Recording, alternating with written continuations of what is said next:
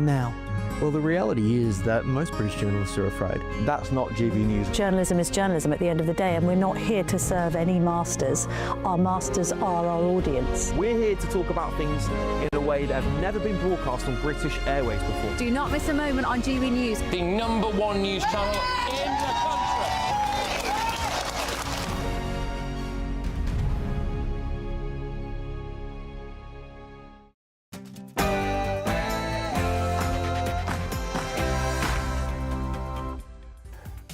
Very, very good afternoon to you all. Have a beautiful afternoon out there. It's 3 p.m. and welcome to the Martin Daubney Show on GB News, broadcasting live across the UK. All the very latest news, debate and analysis all the way through until 6 p.m. We've got a cracking show, and here's what's on today's menu. Do whatever it takes to secure our borders. Siobhan and Mahmood saying they'll do whatever it takes to secure our borders. But today, the so-called Spring Star Armada has launched towards Britain as today a record 450 illegal immigrants and 10 boats have headed towards Blighty. We've also got exclusive footage from a packed dinghy where men brazenly wave and mock British taxpayers.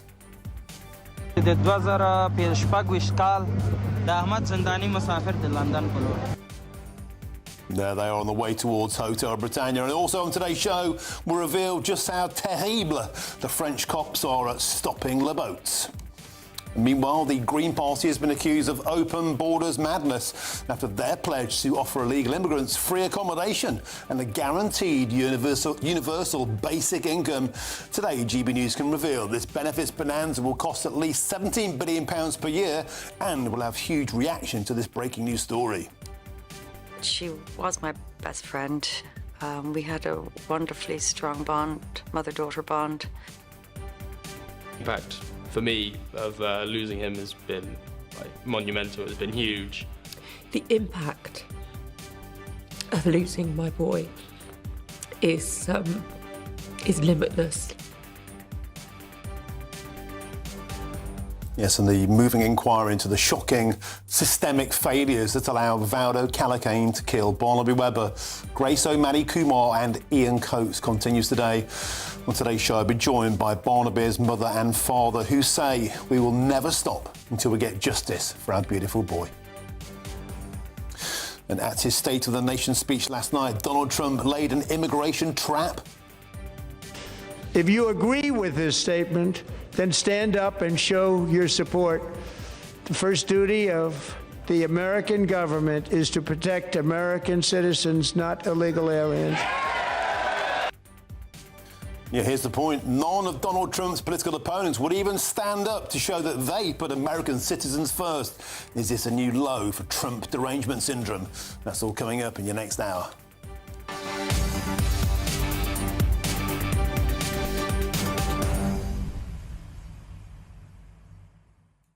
Welcome to the show. It's a pleasure to have your company on this beautiful afternoon. The boats are coming again, a record 450 today, already for 2026, taking us above 2025 and 2024. Precisely when will these gangs be smashed? Probably the same time those boats weren't stopped.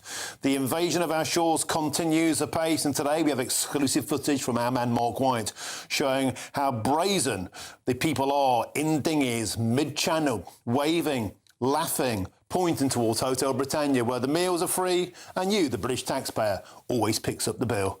Get in touch, gbnews.com/your say it's the way to do so. Or you can use the QR code on your screens right now. But now let's get stuck into your news headlines, and here's Sam Francis.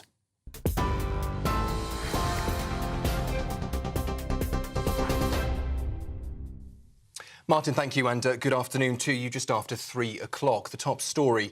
Commons Speaker Sir Lindsay Hoyle has said he passed information to police in good faith after Lord Peter Mandelson was arrested amid claims he was seen in a possible flight risk.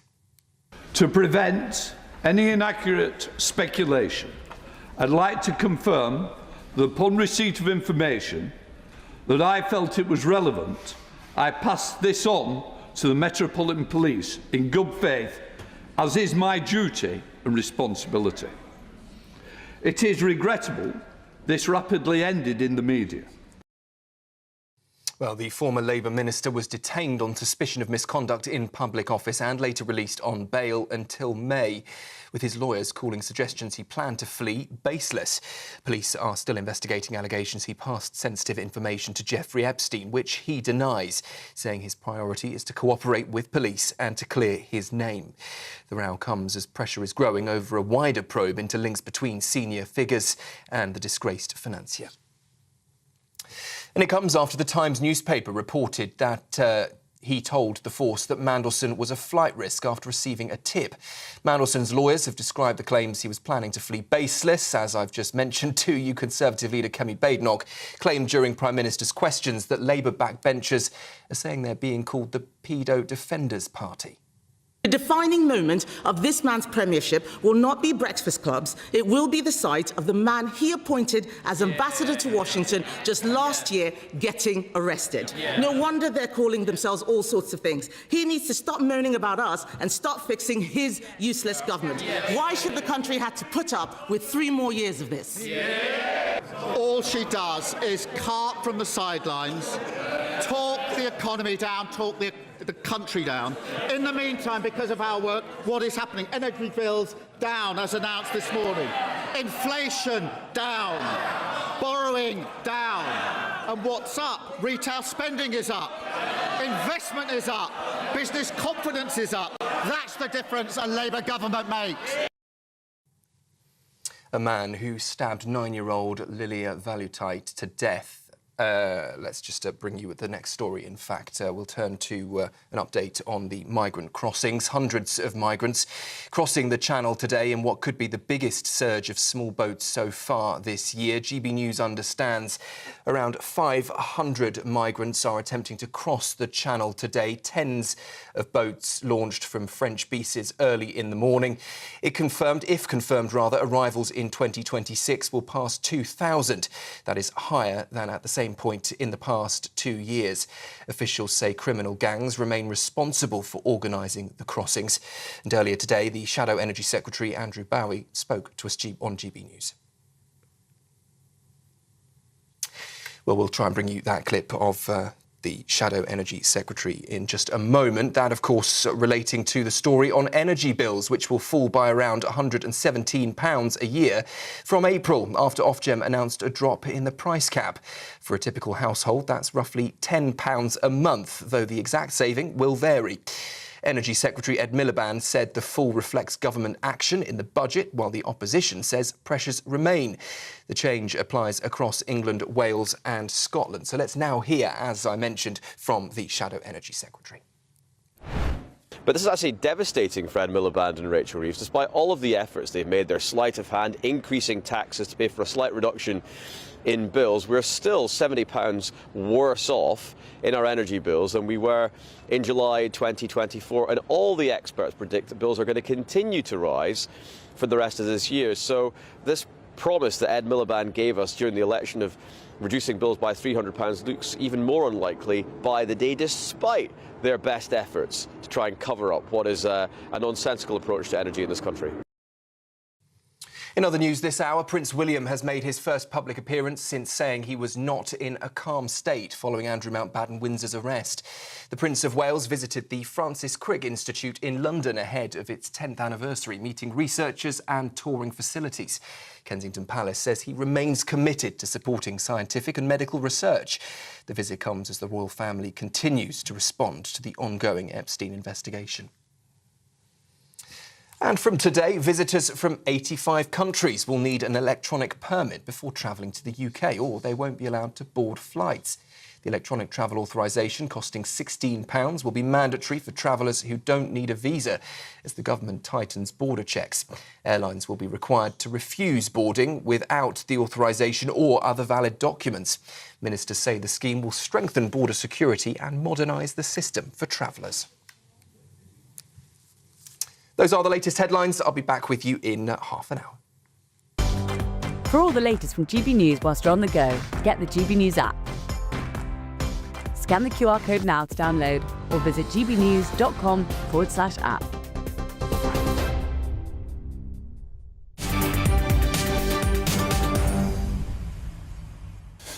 Thank you, Sam. Another spring and it's business as usual in the English Channel as hundreds of illegal migrants are currently crossing the Channel in the biggest surge of small boats so far this year. Now, this comes also today as figures show that French police are allowing 2/3 of migrant crossings to reach Britain, despite the UK sending £700 million to France to stop this. Is it a complete and utter waste of money? Let's get our man now, GB News' Home and Security Editor, Mark White. Mark, welcome to the show. A depressing pattern returns as usual, business as usual in the Channel. And Mark White, you've got another sensational video exclusive for us, sure to get our viewers blood boiling.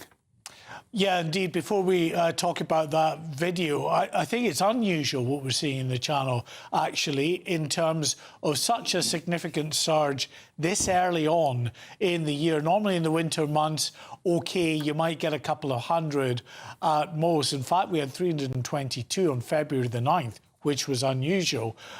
Today, though, we can confirm that at least 500 small boat migrants have crossed the English Channel. Those are the type of figures you would see on a good day during the summer months, Martin.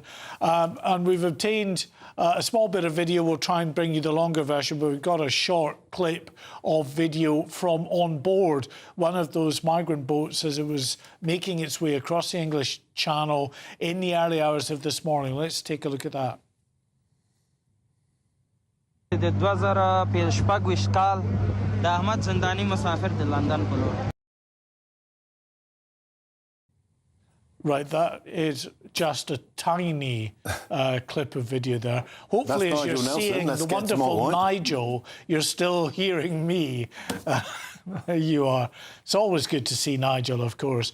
I mean, in terms of that, that's only a very short taster. We're going to bring you a longer version of that. But effectively, what it is showing is migrants on board, crammed on board one of these boats, doing high fives, big thumbs up, smiling away, as of course they are involved in an illegal act, breaking into the United Kingdom, not through a designated route. And it, as I say, in terms of those coming across the Channel today, they were one of 10 boats that set off from French shores. A couple have been forced to turn back in the middle of the Channel, but at least 8, we believe, small boats have made it through today. And all of this, what it's doing, Martin, is it's just ticking up the number again in terms of where we are, the total for the year. We're well over 2,000 now. And actually, we are more in terms of those who have crossed at this point this year than at the same point last year, and indeed at the same point in 2024. So what does that tell us? Well, it tells us that all of the numbers, the indicators, are ticking in completely the opposite direction that this government wants them to tick, which is to go down. They're not going down. They continue to rise under Sir Keir Starmer's government. Mark White, 2 other pieces of information from your exclusive today. You're telling us there are over 4,500 extra immigrants waiting over on the beaches there in Calais and Dunkirk. But the huge line from this is the pathetic, frankly, attempts of the gendarmes over on those beaches to prevent craft from actually leaving. Mark White, today you can reveal the vast majority of those craft that are returning to France, they're not being stopped by the cops. They're coming back because the boats are conking out. Yes, I mean, this is a bit of smoke and mirrors, I have to say, in terms of statistics that are out there, because, you know, this suggestion that more than 22,000 small boat migrants are being stopped by the French just demonstrably is not true. What is happening is a very, very small proportion of migrants attempting to get across the English Channel are stopped on the beaches by French police. I'd put it no more than the high hundreds, perhaps 1,000 or 2 at the very most. I think I'm being generous there.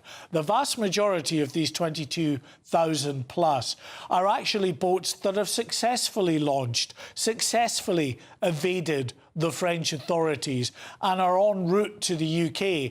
But because of the unreliability of engines on board the boats, they break down. And then they have to be picked up by the French escort patrol out there, and then they're taken back to France. It's not as a result of any law enforcement activity. The other reasons why these boats don't continue with their journey to the UK is they're too overcrowded to make good progress for the little flimsy engine they have on board, or the weather deteriorates, and that can often overwhelm a boat. They get into difficulties, the French intervene and then pick them up and take them back home. But it is not as a result of the kind of law enforcement activity that merits us sending, as we have done, £700 million in recent years to the French to boost their border security along the French coast. That is resulting in very little in the way of any migrants being stopped getting onto the boats in the first place. And that is precisely the point, Mark White, that you were making about why, when Sir Keir Starmer came back from Beijing saying, don't worry, lads, we're going to stop them using Chinese engines. They'd already stopped them using Chinese engines because they conk out. That's precisely what's happening. The gendarmes, meanwhile, are stood around smoking gitan, doing Christ knows what. Mark White, thank you very much indeed for joining us with another sensational exclusive. Let's get back to studio now. I've already had a nice wide shot of our man here, Nigel Nelson, GBNews' senior political commentator, and also delighted to be joined by the former independent Chief Inspector of Borders and Immigration, John Vine. John, I'm going to start with you, if I can. This is a French farce. It's ridiculous. Let's be absolutely blunt. If the vast majority of boats returning to France are because they're conking out, they're overcrowded, and 1,000 tops are actually being stopped on French beaches in return for £700 million, I put it to you, it's time to defund the French. This is ridiculous. Well, it's disturbing on a number of fronts, isn't it? First of all, usually the vast majority of crossings start in March, and we're not even in March. And so clearly there are considerable numbers of people waiting in northern France. And I've said for long enough, really, part of what the police should be doing in northern France is dismantling the camps in the north of France, because they become a rendezvous point and an organisation centre for organised crime. But obviously the numbers now crossing mean that potentially we're going to have, if the numbers continue in this way, a certainly greater figure than we had last year. And remember, last year was the second highest figure in recent memory for illegal crossings of the Channel.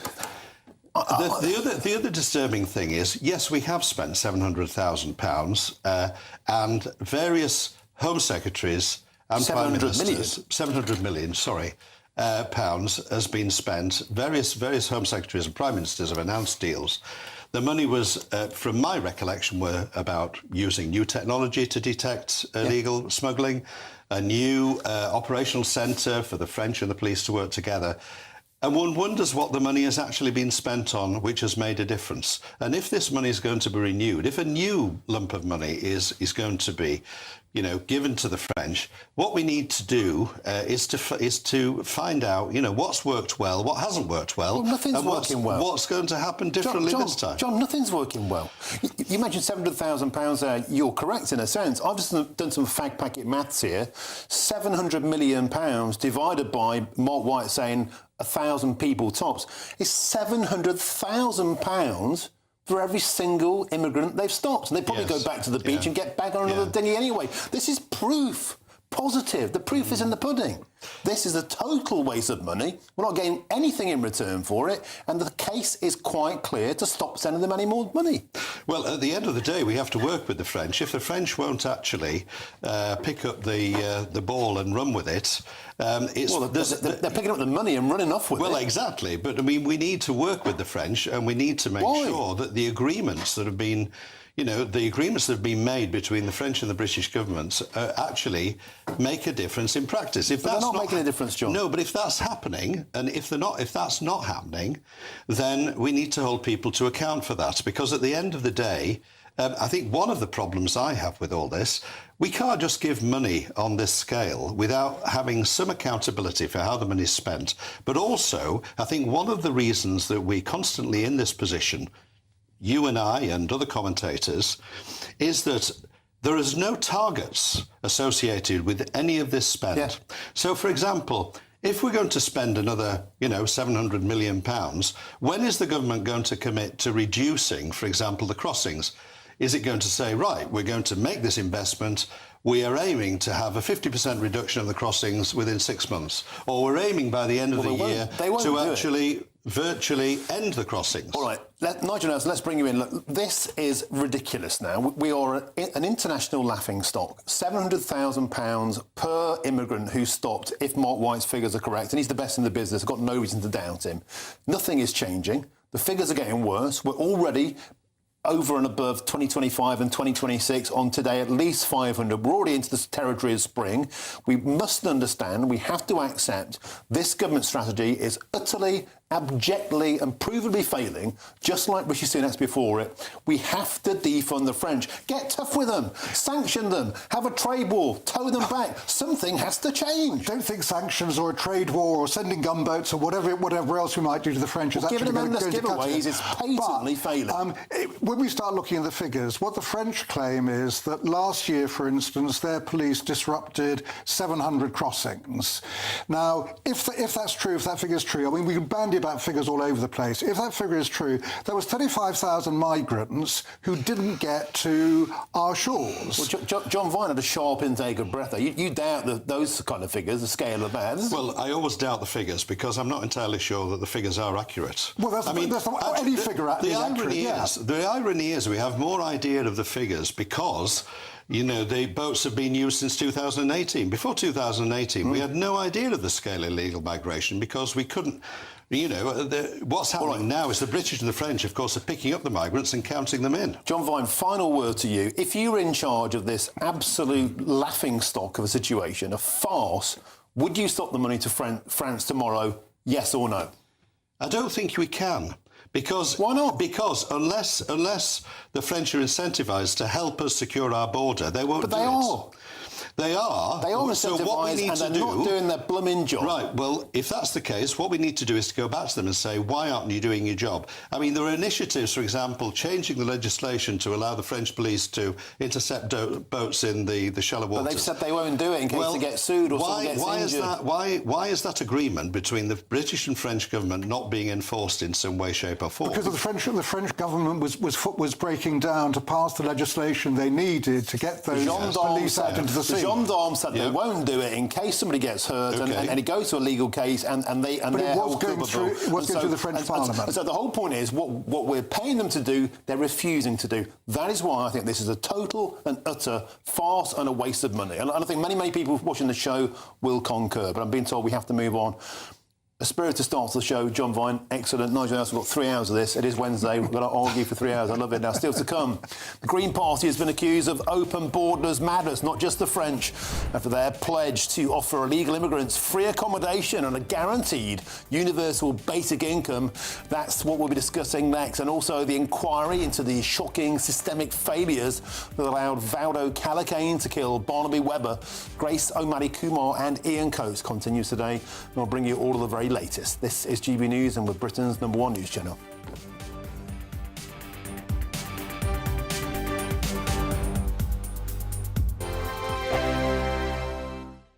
No matter the state it's in, this is our nation. Join me, Jacob Rees-Mogg, for a genuine, honest discussion on where we have been, where we are going, and where we are with the people who set the direction. Tune in to State of the Nation every Monday to Thursday, 8 to 9 o'clock.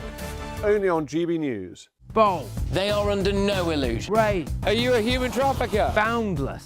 I've had enough of the nonsense, and I'm not afraid to say it. Don't get this on a BBC. Every weeknight, I tear through the headlines. The smell of gasoline. Should we be worried about it? From Westminster madness to cultural war chaos. What I'm going to do now is they are throwing things out the car as we speak. Get ready, Britain. Here we go. Patrick Christie tonight, weeknights from 9 p.m, only on GB News, Britain's news channel. At GB News, we love to hear from you, our loyal community. So drop us a line at gbnews.com/yoursay. There you can talk to each other and also to the presenters live on air.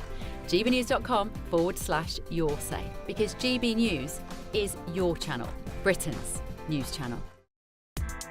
Join me, Nana Okoye, for an informative, interactive news programme with a difference. It's fun. Oh, no, he didn't say that, Dave. I'm so surprised. I think there's an element of truth to that. Join me from 3 p.m. every weekend, only on GB News, Britain's news channel. Mornings don't have to be tiresome, especially if you have the right company. Wake up to news as it happens, opinion and debate, and of course, a little bit of entertainment too. Because when the kettle's on, we're on. That's Breakfast on GB News, a show worth waking up for. Every morning from 6 a.m. Only on the People's Channel, Britain's news channel. We'll spread the news, you spread the word. Decisions made in Washington aren't just shaping America, they're shaping Britain too. From migration to global security, from crime to health. Whatever happens in the White House today will be felt in your town or city tomorrow. That's why The Late Show is live from Washington, D.C. Cutting through the politics to show you what it all means for Britain. The Late Show live every night at midnight. Only on GB News, Britain's news channel. Westminster's full of talk, but out here, it's the real world. Am I allowed to talk now? No, that's it. This is where it matters, real people and real lives. That's what politics is all about. In fact, has Trump made a good start?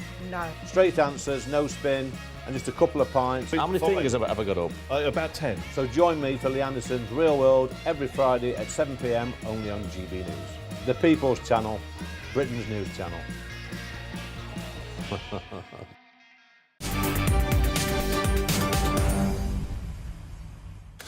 It's 3:25 with me, Martin Daubney, here on GB News. Now, returning now to the ongoing public inquiry into the Nottingham attacks in 2023.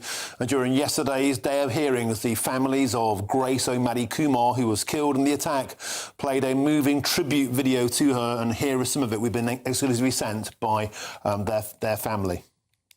She was my best friend. We had a wonderfully strong bond, mother-daughter bond. Grace had made that transition from a child to an adult. She enjoyed being with us as an adult. One of the nicest things was, you know, sharing a pint with her and just looking at her turned into this beautiful creature. Sometimes I just felt too lucky to have her. 16 years of my life was having an older sister. She'd always blaze a trail for me and I'd simply just follow. But now I'm 19 and Grace is kind of stuck in time at 19. I'm like, lost, to be honest, really lost with like even thoughts about my future. It's so amazing, that footage. I had the privilege to be out for a drink with Dr. Sanjoy Kumar there and Jamie, and the brother of Gracie, who's gone. And I wanted to show you those videos. They were shown in the inquiry yesterday to try and get the human side, the impact it's had on the families across. Hasn't been shown outside of the inquiry, but had them for you today. Thank you to Dr. Sanjoy for getting those to us here. And also during yesterday's day of hearings, the family of Barnaby Webber, who was also massacred in the attack, paid a warm tribute to their beautiful boy. The impact for me of losing him has been like monumental. It's been huge, because for me, you know, that's your best friend, your older brother. We spent all of our time together growing up. The impact of losing my boy is limitless, and it's infinite in its grief, in its sadness, in its pointlessness, its cruelty. I'll be joined in the studio later on by Emma Webber and Dave Webber, the father of Barnaby. I wanted to show you that moving footage. This is the human impact of these disasters. The inquiry continues today, and we can now get the latest with GB News' national reporter Charlie Peters, who's been following the hearing closely. Charlie Peters, the footage is simply utterly heartbreaking. The family want answers to their tragic loss. Their children can never be replaced, but they want justice for them. And Martin, they've been hearing from Nottingham University staff today, where, of course, Valdo Callicane, that killer, was a student. And I know you've just played out clips from the family of Grace and Barnaby, but the son of Ian Coates, the third person to be killed on that day, James Coates, his son, has said with regards to the university after some of the hearings this morning, he gave this reaction earlier, that the culpability from the university has been clear today. And earlier, Martin, we heard from Eleanor Turner, who is the head of the university's mental health advisory service. So she is responsible for the clinical side of the mental health team at the university. She said that she was really concerned about the woman who had to jump from a window and suffered an injury after Valdo Callicane has obviously attempted to break into her room. But when discussing Callicane's return to that private university accommodation, she said it was a very frightening prospect for that person. But she also said, Martin, that she was concerned Callicane, that man on your screens now, may experience stigma around what had happened. She added, I had the impression that he had recovered to the point where home treatment was suitable. She also added that she was unaware about other episodes of paranoid schizophrenia, including one that had happened earlier on that same day of that attempted break into the room and 1 month prior. She said that's information that she should have wanted, or she would have wanted to have had. And Eleanor Turner also said that when she was notified about a plan for Callicane to return to that private accommodation, she said that she voiced concern and frustration and said the police should have been consulted. In email correspondence that was shared to the inquiry today, Martin, the police said they were not sure if there is anything for us other than awareness and potential intelligence, with it being reported that a police sergeant from Nottinghamshire Police added that it appears he is well enough now.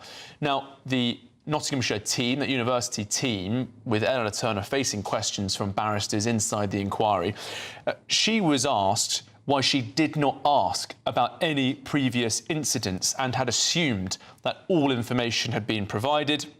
She was also asked by the counsel to the inquiry about a note from a doctor who was treating Valdo Callicane that said he could perhaps kill someone. Dr. Sidat, who was engaging with Valdo Callicane, also said that he had no insight nor any remorse. That was what he had quoted, no insight or remorse. But Eleanor Turner said in response to that point from the lead counsel to the inquiry, Martin, that she was not aware of that note at the time. She appeared perhaps to downplay the note when she said that her belief is that the doctor was, quote, trying to highlight what the risks potentially could be rather than predicting a future risk. And perhaps, Martin, that is why we have heard that reaction from the Coates family this afternoon, talking about the culpability of the university. She did add, Eleanor Turner, that she was of the opinion that Valdo Callicane saying that he appeared to have no insight or remorse would have been information that is important for the university to have. In this afternoon session, more recently, Martin, we've heard criticism from the university about the lack of communication shared with them. But Ian Coates, Ian Coates, Lee Coates, the son of Ian, saying that the university has some culpability here in this situation. Thank you, Charlie Peters. Quite breathtaking evidence coming out of this inquiry. Thanks for bringing us up to speed. Let's go back to studio. Nigel Nelson, get some commentary from you. You know, where you're sat now, Dr. Sanjoy Kumar was sat yesterday afternoon. He was relaying the heartbreak of learning in this inquiry that Valdo Callicane wasn't sectioned because he was black. They were more concerned about the over-representation of black men as schizophrenics than they were about keeping him off the streets, and he went on to kill his daughter. We've just heard today they've doubled down at the university. They were concerned Valdo Callicane, who battered down a door to try and get to a student. She jumped from a first floor window and broke her pelvis. She now lives out of the country. She's so terrified of him and what he went on to do. They were concerned that Valdo Callicane may have experienced stigma if they didn't allow him back onto the campus. This is grotesque. It's proof, is it not, of a systemic failure to protect British citizens, students, and it's proof, in my opinion, that the race, diversity, the hierarchy of placing Valdo Calikane's feelings above those of people he went on to kill, it's involved in them losing their lives. Heads must roll. Yes, I think that's probably true. That the most important thing is people's safety, and that should come above any other consideration. Errors were quite clearly made in the handling of Valdo Calicane. We can't bring the loved ones back. What you hope is an inquiry like this will make recommendations, lessons will be learned, and other lives will be saved in future. I don't think the family will settle for lessons will be learned. They want people to actually be held personally, professionally, and perhaps even legally responsible. Emma and Barnaby Webber will join me in the studio later on. They're at the hearing now. They'll come to GB News later on. Nigel Nelson, thank you very, very much indeed. Loads more still to come between now and 4 p.m, including the Green Party has been accused of open borders madness after their pledge to offer illegal immigrants free accommodation and even a guaranteed universal basic income paid for by the great British taxpayer. That's our next topic, but first is your latest news headlines with Sam Francis.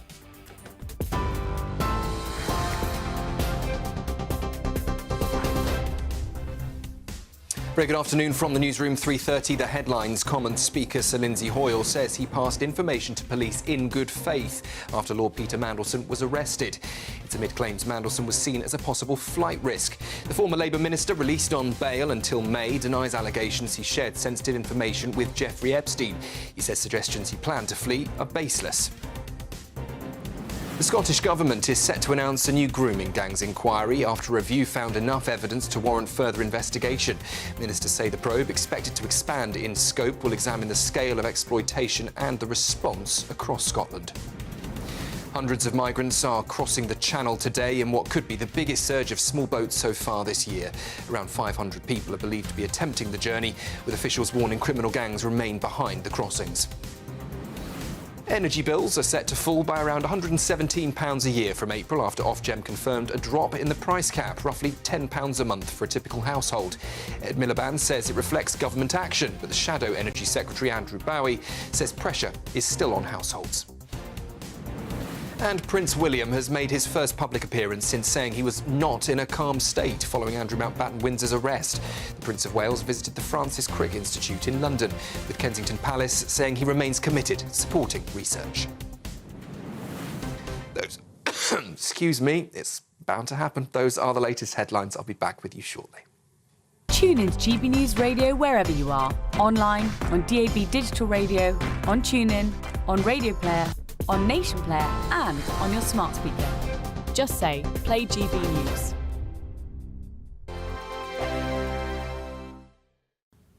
Afternoon. Yes, it's time for your latest weather update from the Met Office here on GB News. Pretty mild out there in places. Tomorrow, still fairly mild, especially across the southeast, but not quite the same temperatures that we've seen today. Further west, it's been quite wet today in western Scotland especially. The rain continuing here on and off through the night, and we'll see further showers over northern England, Wales and southern Scotland, along with Northern Ireland during the night too. But much of eastern England will stay dry. There'll be some lengthy clear spells, but with the air wafting up from the south, it's not going to be a cold night. Temperatures in many towns and cities staying in double digits. A largely dry start to Thursday, but many places won't stay that way. Still the odd shower in the morning over parts of northern England and Wales. We should have some brightness over parts of eastern England, but it won't be as warm and sunny here tomorrow as it has been today. Certainly further west there'll be a thickening cloud and some outbreaks of rain, initially fairly patchy, but some heavier rain likely to push into Northern Ireland and western Scotland during the morning. So as I said,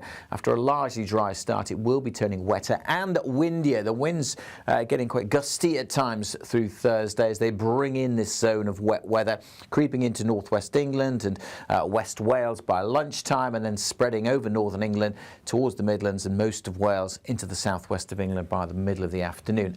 East Anglia in the southeast may well stay dry and quite bright, and here we'll have the highest temperatures, 14, perhaps even 15 with some brightness, but those numbers down on today's values and feeling cooler with the breeze. It remains pretty gusty into Friday, especially so in the south, and there'll be further outbreaks of rain Difficult to pin down exactly where will be wettest on Friday, but that rain does need watching as we go through the course of Friday. Temperature-wise, again though, on the mild side with a bit of brightness, those numbers likely to creep into the teens, turning a little cooler though across northern parts of Scotland and feeling fresher in the south once more because of the wind.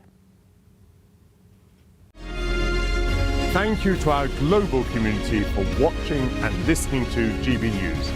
We're not only the #1 news channel in Britain, we're chosen by you around the world.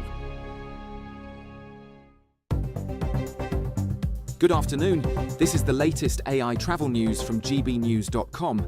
On the A55 at the Britannia Bridge, traffic in both directions is under a 30 miles per hour limit until further notice. In Middlesbrough, the A19 northbound entry slip from the A66 west has a broken down vehicle with one of 2 lanes closed and should ease around 4 this afternoon. In Warwickshire, the M42 southbound between Junction 9 and Junction 8 has a crash, with 1 lane out of 4 blocked, clearing around 4:30. And on the trains, Grand Central and Great Northern have disruption between Peterborough, Cambridge and London. For more travel news, go to gbnews.com.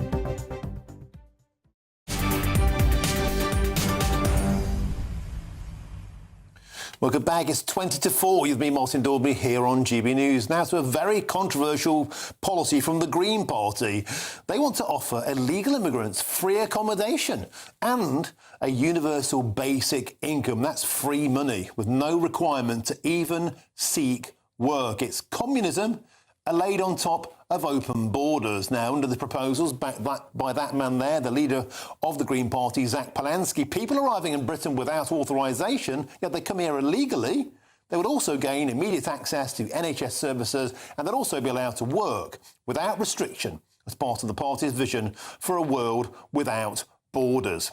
Does that strike you as borderline insanity? Well, here's my next guest now. I'm joined by the human rights lawyer, Shab Khan. Mr. Khan, it's always a pleasure to have your company. Surely even you would say that this is a step too far to simply throw open our borders to the entire world. Here's a free house, mate. Here's free money, mate. Here's free access to schools and the NHS. Even you should concur, Mr. Khan. This is a step too far.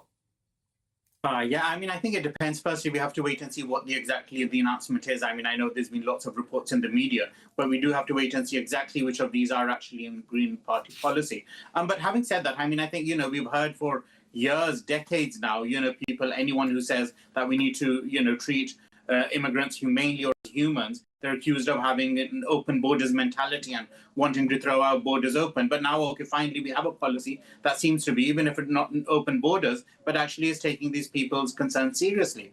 So I think it's a matter of taking each of these claims or policies one by one. So in terms of the NHS, I mean, personally, I don't see what the issue there would be.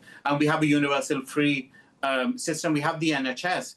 And I think, I mean, obviously, it's abundantly clear what the problem is. That we already can't get appointments at hospitals or GPs or dentists. If you throw the borders open to the world, it stands to reason that'll get much, much worse. Yeah, exactly. But I think that's really an issue, as it is with many things, of our government's incompetence. I mean, we are one of the highest taxed countries in the world. How is it possible that we don't have school places? How is it possible that we don't have medical appointments? That is something that the government needs to look into. But also another thing that they have suggested, we talk about taxation. So they would allow people to work if they wanted to, which, I mean, I just don't understand how it's possible that we don't already allow that. I mean, people who actually want to work, but we say, no, we're not going to. So we'll give you free accommodation, we'll keep you in hotels, we'll give you free food, your children can go to school, you can get free NHS, but no, you can't work and contribute and earn a living yourself and pay taxes. Shab Khan, Mr. Khan, let's play a little game here. Just say this policy came into effect today. We've already got record numbers in the channel today. Over 500 coming over today. If a message went out on their TikTok videos, come to Britain, you can work immediately, you'll be given a free house, you'll be given free money, and you get access to all of the same public services that British taxpayers get, and you don't have to pay a single penny in. Riddle me this. Will more or less people flood over the channel tomorrow? It depends what we mean by that. I'm genuinely in terms of I don't know if they're talking about. It was a simple question. It was a simple question. Give me a simple answer. More or less people would turn up if they offer free money and free houses. in terms of we're talking about the channel specifically, so I don't know in case the Green Party are also considering opening up any more safe or legal routes. But regardless of that, I think, the numbers would probably go up, yes. But the point is they would then be net contributors to the economy. I mean, all of what you said, you won't even have to work. But the point is, these people are desperate to work, and that's what they say. And in fact, they go on to commit crimes. So they go on to do other engineers, stuff rocket scientists, brain surgeons, politicians, journalists, they'd all flock over in dinghies. It wouldn't be people with hardly any qualifications on minimum wage to bring low-quality immigration. Come on.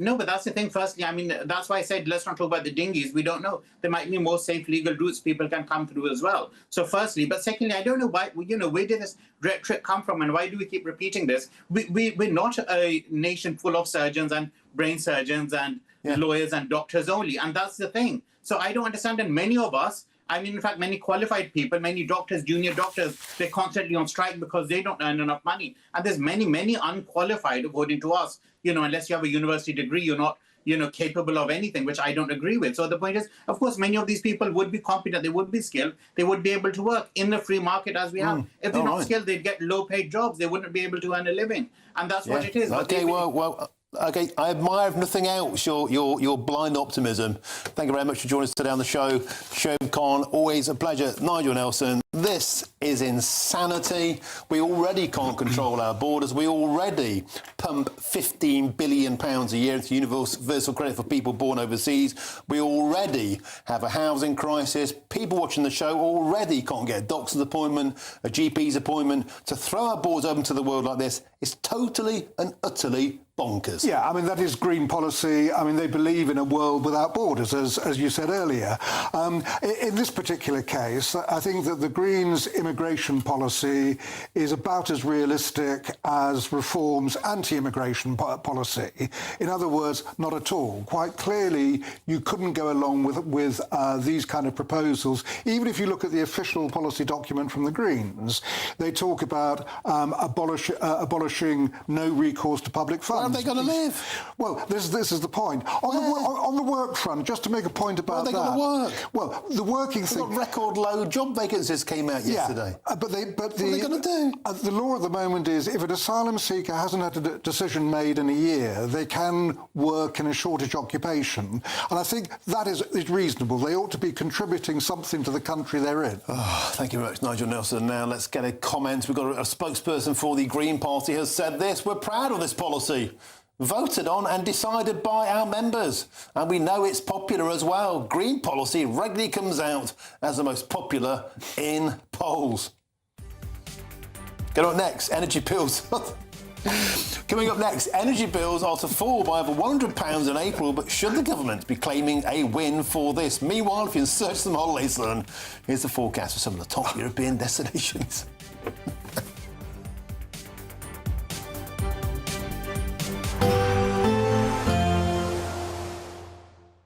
Ready to soak up that holiday sunshine?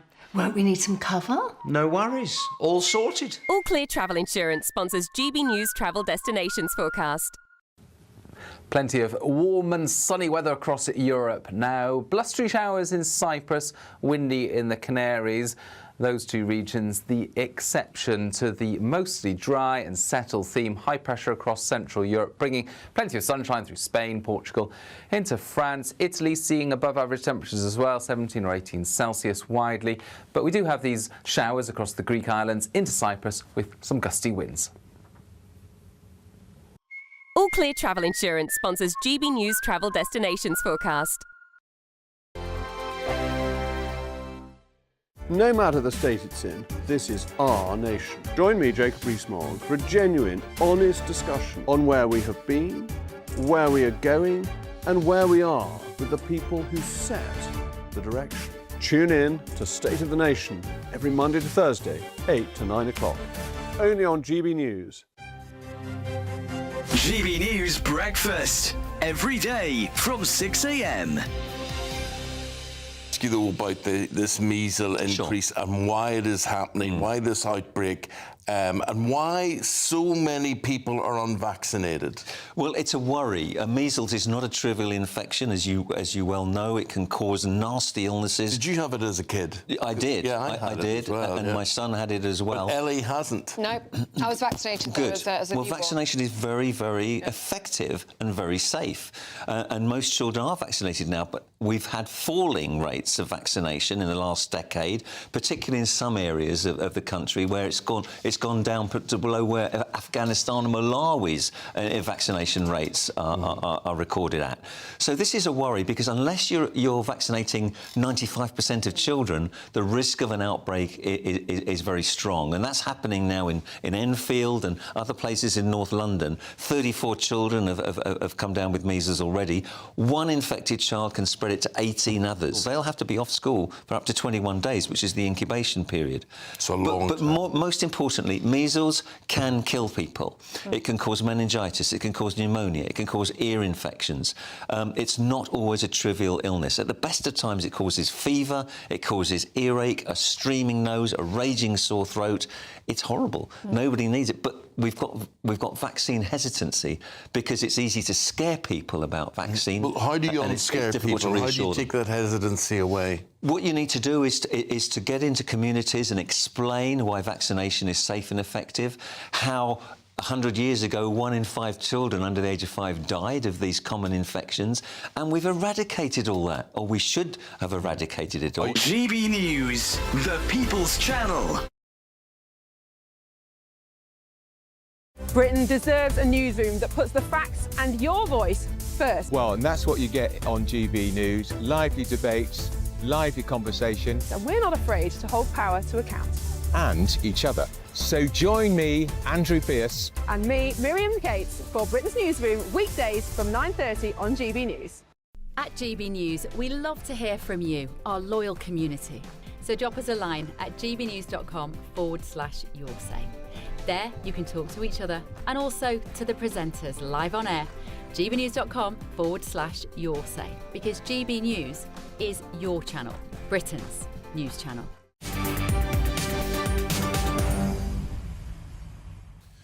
It's 10 to 4, you'll be Martin Daubney here on GB News. Now, there's finally a grain of good news for people struggling with the cost of living crisis, because energy bills will fall by an average of 7% after the price cap on energy is reduced by 117 quid from April the 1st, April Fool's Day. So after a run of bad news, as long as you're on, can the Labour Party finally claim this as a win? Well, here's what the Chancellor of the Exchequer, Rachel Reeves, has said in the last few minutes. I reduced the costs and in fact cancelled the eco scheme altogether, which means that cost no longer needs to be paid for by bill payers or indeed by taxpayers. So those are the changes that That wasn't Rachel Reeves. Let's now speak with the energy writer and the author Rory McCallion. Rory, welcome to the show. It's a pleasure to have your company. So do you think that the Labour Party can claim a victory here, or is this going to happen anyway? Well, it's any reduction is welcome, and they made a song and dance about it, Martin. But it is misleading because it's from a high point. Now, Labour, when they were campaigning in 2024, promised £300 off energy bills before they were elected. Now, we haven't even got back to the prices they inherited. £1,568 was the price they inherited. It went up to £1,849. This is the energy price cap in the second quarter of 2025, and that's almost £300 higher. So today's reduction brings it back down to £1,641, which is still £100 higher than when they took office. So it's a welcome cut, and it's actually just in time for me to renew my contract for electricity supply, but it's still high. They've got a £400 shortfall gap that they've got to make up if they're going to keep that promise of £300 cut in our energy bills. Now, I did notice that Ed Miliband, or somebody called him Millivolt, I must at the Battle of Ideas last autumn, he's been doing the round and claiming, he's actually been backtracking a bit. He's been talking about a £300 real terms reduction. So he's talking about repricing or rebasing the promise that was made back in 2024. So yeah, they're rolling back from that. And, you know, we're looking at a £300 promise, and they're rolling back from that. And they're trying to blame gas wholesale prices, but that's misleading to the point of dishonesty. The government policy is keeping prices high, far more than the market.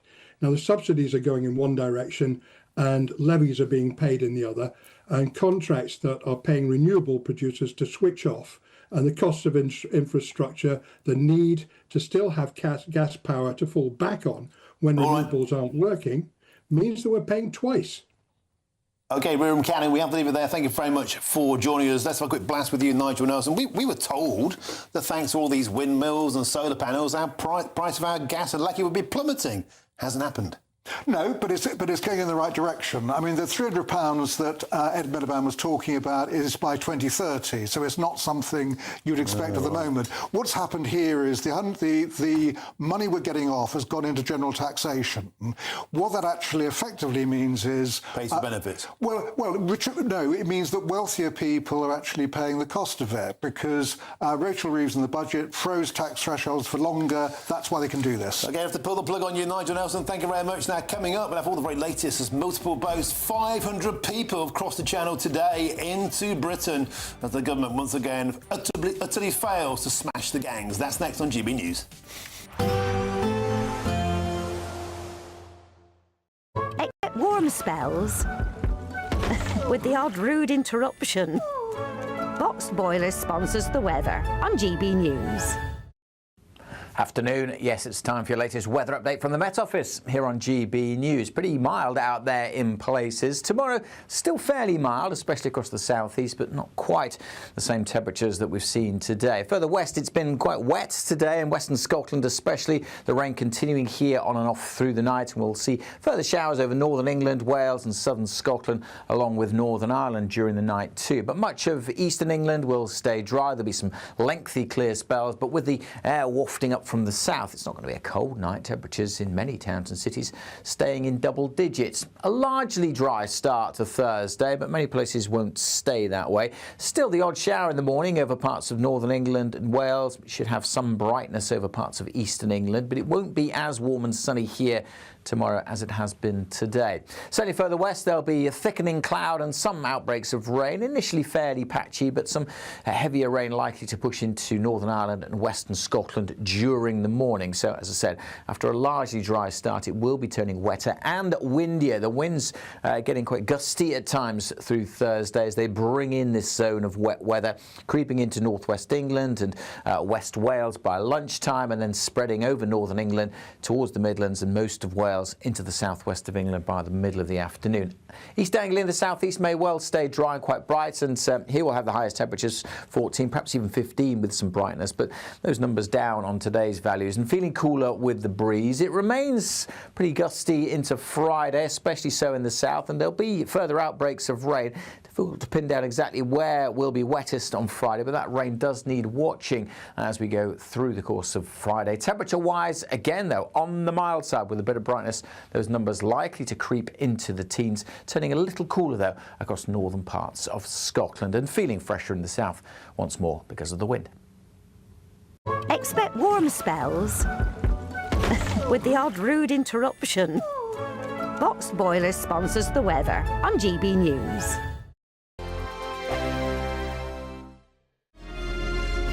Thank you, Britain, for making GB News Radio such a huge success. Whether you're in the car, on the go, or listening at home, thank you for choosing us as your radio station.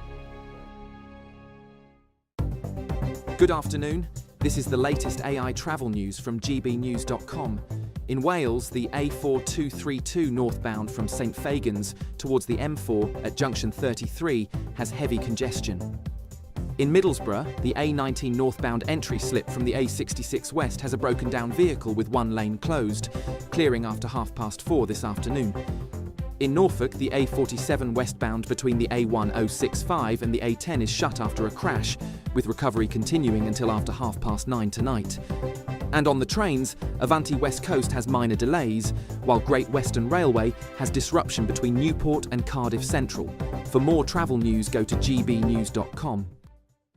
It's the final week to see how you could win £30,000 in tax-free cash. You wouldn't need to treat yourself to a holiday. There's also a terrific £10,000 to spend on a Riviera travel holiday of a lifetime for two. So whether you fancy a cruise or an escorted tour, you'll have over 30 worldwide destinations to choose from. But you have to hurry because time is ticking. For another chance to win, text WIN to 63225. One entry costs £2.50 plus one standard network rate message. Or text BONUS to 63225. 5 entries cost £5 plus one standard network rate message. Go to gbnews.com/win. Entries start at £2.50. Call 0903 686 3232. Calls cost £2.50 plus your network access charge. Or post your name and number to GB19 PO Box 8690 Derby DE1 9TT. UK only. Entrance must be 18 or over. Lines close at 4 p.m. on the 27th of February. Please check the closing time if listening or watching on demand. Good luck. Hi, I'm Michelle Dewberry, and my show is your opportunity to cut through all the noise and dive in headfirst to some robust debates. Ideas clash. Situation, isn't it? No, because the failure is you're deliberately avoiding my point. Nothing's held back, And if you think this is the end of it, wait for more. and we do not shy away from the difficult stuff. Sometimes I want to shake people and say, if only you understood. So join me on Jubes & Co. weeknights at 6 p.m. only on GB News, Britain's news channel. Mornings don't have to be tiresome, especially if you have the right company. Wake up to news as it happens, opinion and debate, and of course, a little bit of entertainment too. Because when the kettle's on, we're on.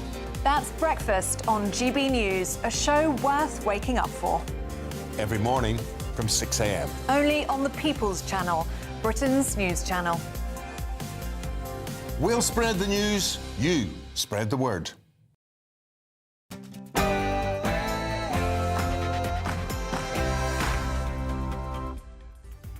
A very, very good afternoon to you. It's 4 p.m. and welcome to the Martin Daubney Show here on GB News, broadcasting live across the UK. We've got all the very latest news, debate and analysis all the way through until 6 p.m. We've got a cracking show, and here's what's on today's menu. I will do whatever it takes to secure our borders. The so-called Spring Star Armada has launched as today a record 500 illegal immigrants in 10 boats has headed towards Britain. We've got exclusive footage from a packed dinghy where men brazenly wave and mock British taxpayers. And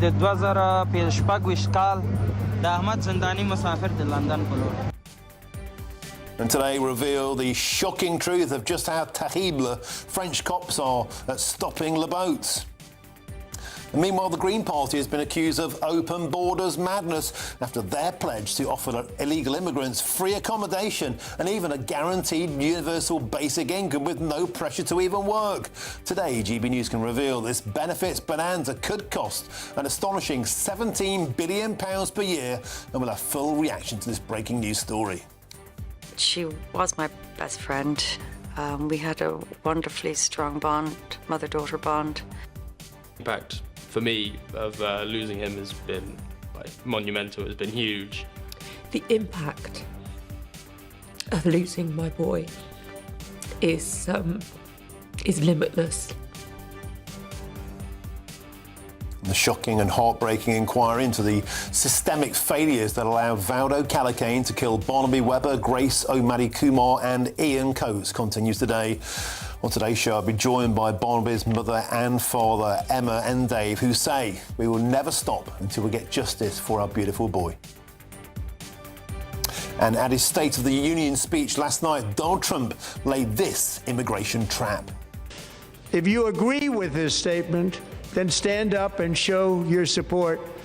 The first duty of the American government is to protect American citizens, not illegal aliens.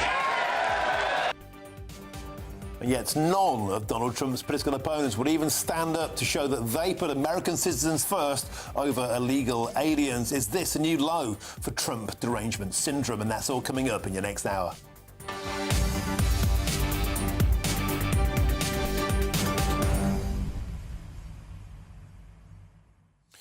The insanity on our beaches continues. 500 arrived today on 10 boats, a new record, which means 2026 has already broken 2025 and 2024 in terms of record arrivals. This government can't smash the gangs, just like the previous government couldn't stop the boats. The common factor is they're shoveling record amounts of money to the French, who are about as useless as a chocolate teapot. £700 million has gone to the French so far from this government, and in return, our man Mark White reckons they've stopped a paltry 1,000 on the beaches. The rest are getting towed back because their dinghies are conking out. That's £700,000 per person the French are stopping. With numbers like that, is it time to simply defund the French and end this French farce? Get in touch, gbnews.com/your say is the way to do so, or scan the QR code on your screens right now. But now here's your headlines with Sam Francis.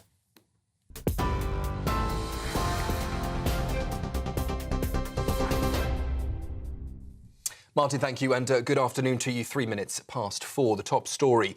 Commons Speaker Sir Lindsay Hoyle says he passed information to police in good faith after Lord Peter Mandelson was arrested, amid claims he was seen as a possible flight risk.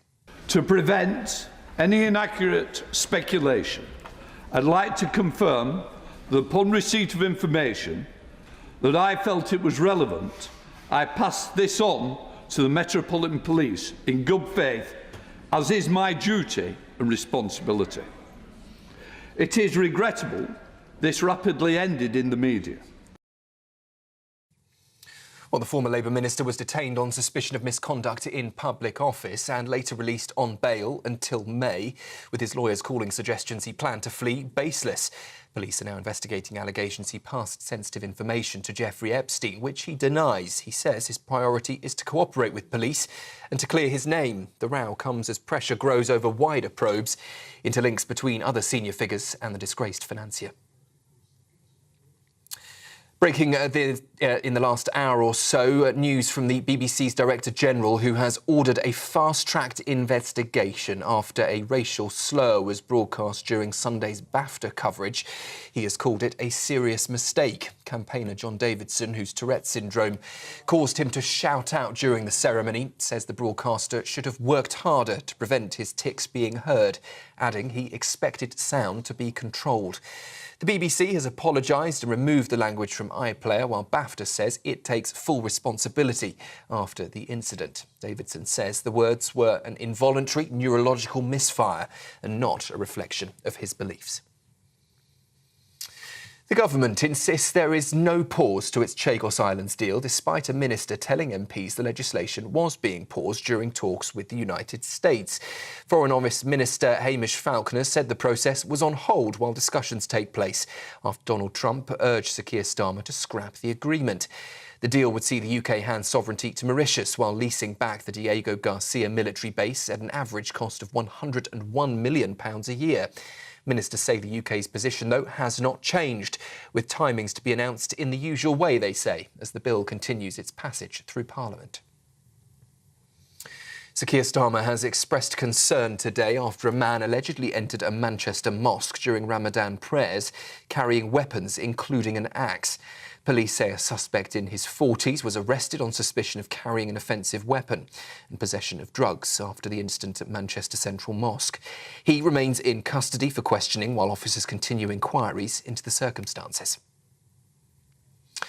Hundreds of migrants are crossing the Channel today in what could be the biggest surge of small boats so far this year. GB News understands around 500 people are attempting the crossing, with 10 boats launched from French beaches early this morning. If confirmed, arrivals in 2026 will pass 2,000. That is higher than at the same point last year. Energy bills are set to fall by around £117 a year from April after Ofgem announced a drop in the price cap. For a typical household, that's roughly £10 a month, though the exact saving will vary. Energy Secretary Ed Miliband says the fall reflects government action in the budget, but the Shadow Energy Secretary Andrew Bowie says the pressure on households is still growing. But this is actually devastating for Ed Miliband and Rachel Reeves. Despite all of the efforts they've made, their sleight of hand, increasing taxes to pay for a slight reduction in bills. We're still £70 worse off in our energy bills than we were in July 2024, and all the experts predict that bills are going to continue to rise for the rest of this year. So this promise that Ed Miliband gave us during the election of reducing bills by £300 looks even more unlikely by the day, despite their best efforts to try and cover up what is a nonsensical approach to energy in this country. Those are the 4 o'clock headlines. More from me in half an hour. Next, though, it's back to Martin. For all the latest from GB News whilst you're on the go, get the GB News app. Scan the QR code now to download or visit gbnews.com/app.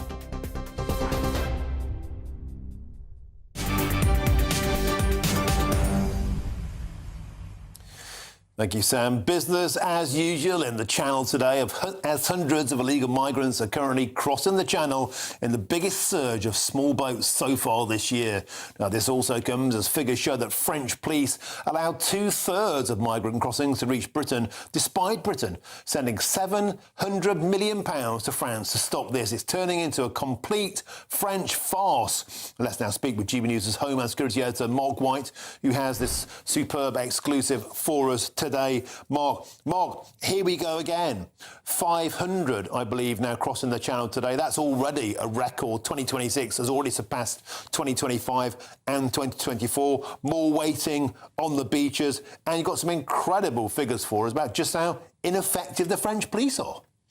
Yes, I mean, it's all still going on in the Channel at the moment. So the latest we can bring you is that 2 more Border Force vessels are heading back to Ramsgate with yet more migrants. So the figure, we believe, will top 600 today in the winter. I mean, that's what is so unusual about what we're seeing out there in the Channel. These are the kind of days in terms of this surge of 600 odd crossing the Channel that we wouldn't normally see until the summer months. A couple of hundred during the winter months would be an excessively busy day. And as you mentioned in your intro there, Martin, we're at the stage where we're actually now ahead of the total that arrived at this point last year and indeed the year before in 2024. And we can bring you some exclusive video on board one of the boats that made that journey across the Channel today. They set out under the cover of darkness. You can see them there. And as the camera tilts round occasionally to them, there's thumbs up, there's jubilation from these migrants at the fact that they're headed to the UK as they wave at the camera there, taking selfies, of course, to document their journey, an illegal journey, a journey that is one that is, of course, outlawed, not going through designated ports into the UK. But here they are. As I say, just one boat out of more than 10 boats that set off from French beaches this morning, headed to the UK, Martin. And Mark White, it gets worse, because I believe your intel has told you today there are at least 4,500 additional immigrants just queuing on the beaches of Calais and Dunkirk to be next all aboard the boats, all aboard the Star Marder. And then, incredibly, the returns, the numbers of craft that the French actually stop. There's the high figure they give us, which I believe is 22,476. But Mark White, you think the actual number that the French are physically prevented from leaving is a fraction of that? Yeah, those figures are misleading. I don't know if it's deliberately misleading, but they are misleading. More than 22,000, we're told, is the number of small boat migrants who were stopped, is the phraseology that's used by the French, from reaching the UK. Well, that is not true in terms of the numbers reaching the UK. It's nowhere near that. Certainly 22,000 migrants didn't reach the UK by a number of for a number of different reasons. So one of the reasons was the unreliability of these engines, these small boat outboard motors that the vessels use to drive them across the channel, they're constantly breaking down. So multiple vessels over the past year or so have had to turn back because of engine failure. Also, they ram the boat so full that even if the engine doesn't fail, it's not powerful enough to push it through the water to get to the UK. And then there's the weather. When the weather suddenly deteriorates, that means some boats don't make it through and have to turn back. And then the French escort patrols move in, take the migrants off these boats and return them to France. But that is not in any way the same as the French police actually intervening and stopping the migrants from getting on the boats, getting out to sea in the first place. And my understanding is that it's a very tiny proportion of that 22,000 plus figure. High hundreds, maybe 1,000 or two, even that could be generous in terms of actual interventions on the beach. Most of these boats get into the water knowing that once they're in the water, if their boats hold up, if they don't break down, they are headed to UK waters and then will be picked up by the UK authorities and enter our asylum system. And I think what this really does is just cement in the minds of so many people that we should not be giving the French £700 million in additional funding for their border security if that is not really seeing any sort of dividends in terms of those that are stopping from leaving the beaches in the first place. Mark White, it's utterly astonishing. It's like, this must be one of the most lucrative business models on the planet, and we have governments simply impotent, incapable, I don't know what, to even stop it. It's incredible. Mark White, thank you very much for bringing us up to speed, as ever. Another great exclusive from you there, best in the business. Thank you very much, Mark White. Back to the studio, I'm joined by Catherine Forster and Nigel Nelson. Catherine Forster, let's start with you. Lest we forget, it was only a few weeks ago that Keir Starmer came back from China saying, have no fear, we're going to stop the engines being supplied from China. Nothing to see here, lads. These gangs will be well and truly smashed. The figures are getting worse. 600 is a summer number. It's still winter. It's paving the way for another record-breaking year already. And the £700 million we're sending to the French, if Mark White's intel is correct, and I have no reason to doubt him, he's superb, that means if only 1,000 are actually being intercepted on the beaches, the rest are getting beyond the gendarmes, they're coming back because their boats are conking out. The same Chinese motors, by the way, that conk out because they're rubbish, that they're stopping using altogether anyway. And by my reckoning, if 1,000 are being returned and we're paying 700 million, we're paying 700 grand for every single person the French are actually stopping on the beaches. It's absurd. It's time, I put it to you, to defund the French. And, of course, as well, if at first you don't succeed, try again. It's not like they don't make it one time and then they just stop. Yeah. They go back, they regroup, they try in another week or another month and so on and so forth. I mean, I've sort of lost count, to be honest, of the numbers of initiatives. As you mentioned, China. I was in Rome with the Prime Minister, I think September 2024, where he was learning about how the Italians have really managed to get a grip of illegal migration. Then we had announcements with Germany regarding small boats, the deal that French will be able to intercept boats in shallow water, and yet they don't.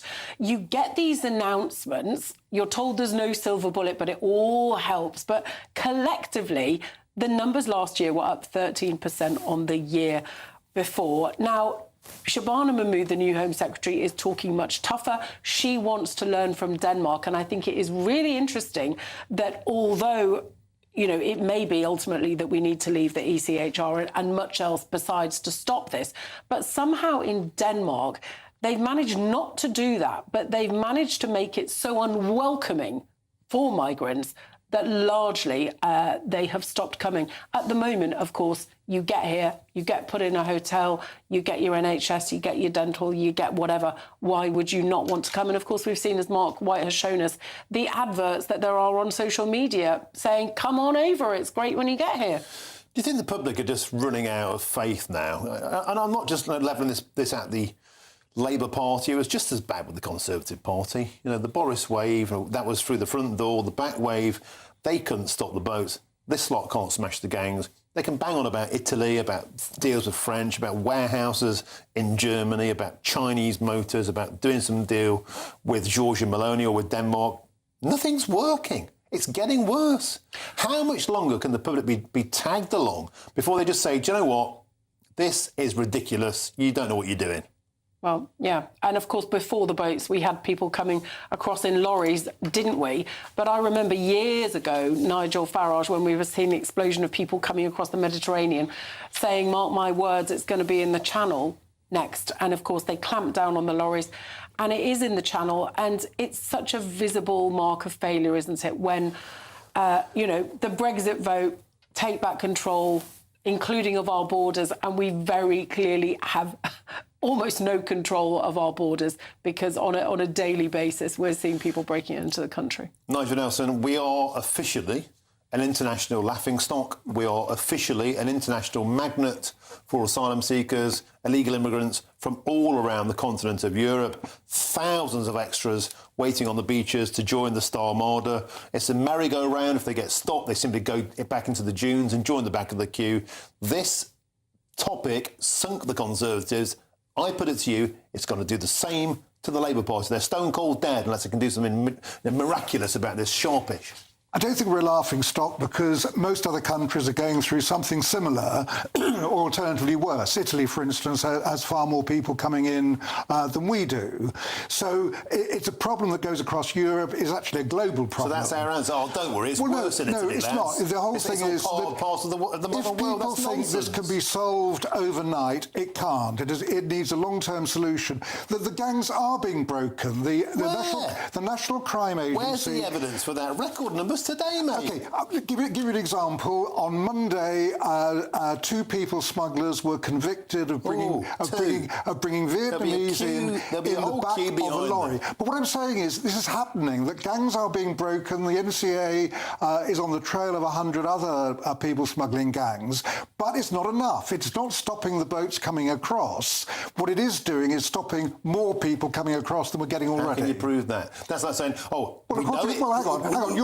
You like arithmetic. So do the arithmetic. Your answer is utterly terrible. It's the worst it's ever been, lads, but it could be much worse. Well, yeah, if you're stopping people smugglers bringing people across, clearly something is working. Yes, it could be worse. Yes, we could have more people crossing the channel. And that's your answer. It could be worse, so put up with this farce. No, I'm not saying put up with it. I'm saying that no political party, Tory government, Labour government... Donald Trump's managed it. What about going Trump? Because it's a completely different case. Donald Trump is dealing with places like Mexico and South America where he can send people straight back. Well, why can't we do the same? How do you send people back? This is reform policy, and they still haven't explained how they could possibly deport people. It's always the same from the left. I'm not being funny, without the agreement of those countries. It's excuse about why we can't do stuff. Meanwhile, TikTokers are advertising their wares in the channel. They're laughing at us. The taxpayers are picking up the bill. And I'm telling you what, this is going to cause a political revolution. They can't get their acts together. But the point I'm trying to make to you, as every government has found out, there is no instant answer to this. There could be a long-term one if we actually could do offshore processing. So how many years of this do we have to put up with before this magical solution materialises? It is not going to just disappear. But Nigel, it's supply and demand. If there is a demand to get across the channel, because you see what you're given when you get here, absolutely, they will always find a way to make that supply available. And if you had offshore processing, they wouldn't go to the channel because they could go somewhere else. But the Labour Party cancelled that on day one. It was called the Rwanda plan. Well, the Rwanda plan wasn't offshore processing. That was actually sending people to Rwanda to stay there. And if you remember, the Supreme Court ruled it unlawful. Well, look, it's only February, and we're already at a record day. I suspect we're having this conversation much more throughout the year. Catherine Forster, Nigel Nelson, superb as ever. Thank you, Mark White, for a great exclusive. Now, just 2 days left to go now, and a great British giveaway, which is your chance to win a luxury holiday for 2 worth £10,000 or £30,000 in tax-free moolah. Here's the details. There's just 2 days left to see how you could win, as there's cash and a holiday up for grabs in our 2-part Great British giveaway. First, you could bank a whopping £30,000 in tax-free cash to spend however you like. And thanks to Riviera Travel, you could be jetting off on a £10,000 dream holiday for 2 people, with flights, transfers and luxury accommodation included. You'll be able to find the perfect match from over 30 global destinations on offer. But don't miss out, as lines close this Friday. For another chance to win, text WIN to 63225. One entry costs £2.50 plus 1 standard network rate message. Or text BONUS to 63225. 5 entries cost £5 plus 1 standard network rate message. Go to gbnews.com/win. Entries start at £2.50. Call 0903 686 3232. Calls cost £2.50 plus your network access charge. Or post your name and number to GB19 PO Box 8690 Derby DE1 9TT. UK only. Entrants must be 18 or over. Lines close at 4 p.m. on the 27th of February. The winner may be contacted live after all entry routes are closed. Please check the closing time if listening or watching on demand. Good luck. Still to come, yet more open borders madness. This time the Green Party has been accused of losing it after their pledge to offer illegal immigrants free accommodation and a guaranteed universal basic income. That's right, free money paid for by the great British taxpayer to anybody in the world who wants to come here, thanks to that man, Zach Polanski. We're discussing that next, and also we're finding out more about the Scottish Government, who are set to announce a grooming gangs inquiry. This is GB News, Britain's #1 news channel.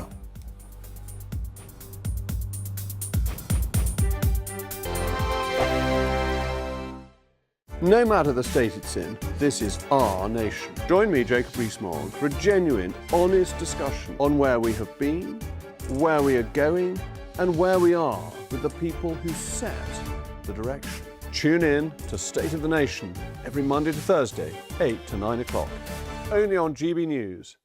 Exciting news. Every Friday, my Patrick Christie's Tonight Show is going to have a twist to it. We're welcoming some special guests. You. That's right, on Fridays I'm going to be doing my show in front of a live studio audience, because this show is about you and what you have to say. It's going to be the same big debates, same big topics, same big opinions, but every Friday night at 9 p.m. you are invited to come on down to Patrick Christie's Tonight to be a part of the action. Only on GB News, the People's Channel, Britain's news channel. Hi, I'm Michelle Dewberry, and my show is your opportunity to cut through all the noise and dive in headfirst to some robust debates. Ideas clash. Situation, isn't it? No, because the failure is you're deliberately avoiding my point. Nothing's held back. And if you think this is the end of it, wait for more. And we do not shy away from the difficult stuff. Sometimes I want to shake people and say, if only you understood. So join me on Jubes and Co weeknights at 6 p.m. only on GB News, Britain's news channel. Join me, Nana Akwe, for an informative, interactive news programme with a difference. It's fun. No, he didn't say that, Dave. I'm so surprised. I think there's an element of truth to that. Join me from 3 p.m. every weekend, only on GB News, Britain's news channel. Mornings don't have to be tiresome, especially if you have the right company. Wake up to news as it happens, opinion and debate, and of course, a little bit of entertainment too. Because when the kettle's on, we're on. That's Breakfast on GB News, a show worth waking up for. Every morning from 6 a.m. Only on the People's Channel, Britain's news channel. We'll spread the news, you spread the word. Decisions made in Washington aren't just shaping America, they're shaping Britain too. From migration to global security, from crime to health. Whatever happens in the White House today will be felt in your town or city tomorrow. That's why The Late Show is live from Washington, D.C. Cutting through the politics to show you what it all means for Britain. The Late Show live every night at midnight. Only on GB News, Britain's news channel. At GB News, we love to hear from you, our loyal community. So drop us a line at gbnews.com/yoursay. There you can talk to each other and also to the presenters live on air. gbnews.com/yoursay, because GB News is your channel, Britain's news channel.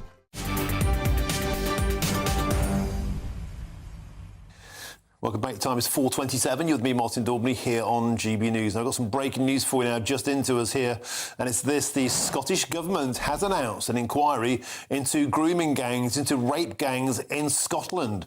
And our man, GB News' national reporter, Charlie Peters, joins us now to bring us fully up to speed. Charlie Peters, something you've been pushing hard on. Tell us all about it.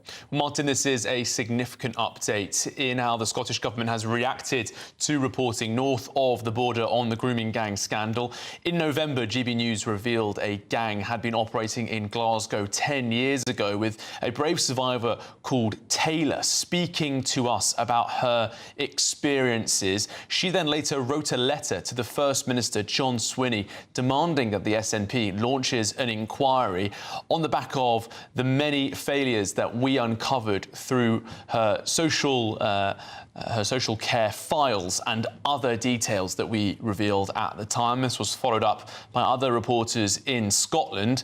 And under pressure also from opposition parties, we saw the Scottish Government launch a review into grooming gangs with Alexis Jay as an advisor. But this did not satisfy those demands from victims and their families, who said that that review process did not have any powers and risked having institutions marking their own homework. So there has been much pressure since then, Martin. And now today, the Education Secretary, Jenny Gilruth, has made a statement in Holyrood in the Scottish Parliament announcing this inquiry. Here's what she had to say in the last hour. The decision now to establish an inquiry also enables us to make progress in parallel with the ongoing national review and the Police Scotland review of cases. And establishing this inquiry will also provide additional assurance to survivors that there will be independent scrutiny of the findings of the national review. For many survivors, distrust is rooted in lived experience, past failures to protect children from organisations to address allegations or to take concerns seriously. There is a perception that institutions act defensively to protect organisational reputations rather than to prioritise truth-seeking or accountability. This has been a consistent theme in my discussion with survivors. Well, Martin, we have also had a reaction from Joni Reid, a Labour MP for East Kilbride and Strathen, who said that this is long overdue. She also told me that survivors were clear that the government's existing powers in that review were not enough. She said only an inquiry under the Inquiries Act with full legal powers and real independence would get the confidence that is needed. And that is what Jenny Gilruth has announced today. So full legal powers. There'll be a statutory inquiry, which means that it can compel both evidence and testimony and witnesses to come forward to that inquiry. In reaction to that in the chamber, we heard from the Scottish Conservatives, who said, finally, adding that this inquiry has only come about because of survivors fighting for one. And Jenny Gilruth responded by saying that she was keen that all we do on these issues is not politicised. Martin, this has, of course, been a deeply political issue in Scotland for several months now, but on the back of that announcement from Jenny Gilruth this afternoon, it now means that all of Great Britain will have statutory investigations into the grooming gang scandal. Last June, when Sir Keir Starmer announced that there would be a national inquiry, that was only for England and Wales, with many opposition parties in Scotland saying that was insufficient. Now, all corners of Great Britain will have that investigation. Peter's superb news there. There could be justice at last for survivors, and that's the key point. Full statutory powers, no matter how far back, no matter how high up the chain, people need to be held accountable for Britain's shame, the rape gangs crisis. Charlie Peters, thanks for all the work you do.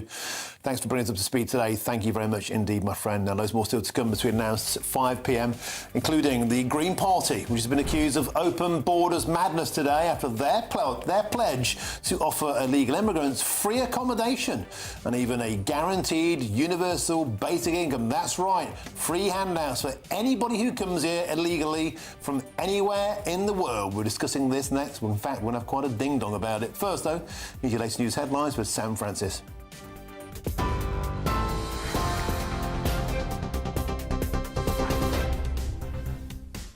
Very good afternoon to you. Just after 4:30, the top story this hour. Commons Speaker Sir Lindsay Hoyle says he passed information to police in good faith after Lord Peter Mandelson was arrested. It's amid claims that Mandelson was seen as a possible flight risk. The former Labour minister, released on bail until May, denies allegations he shared sensitive information with Jeffrey Epstein.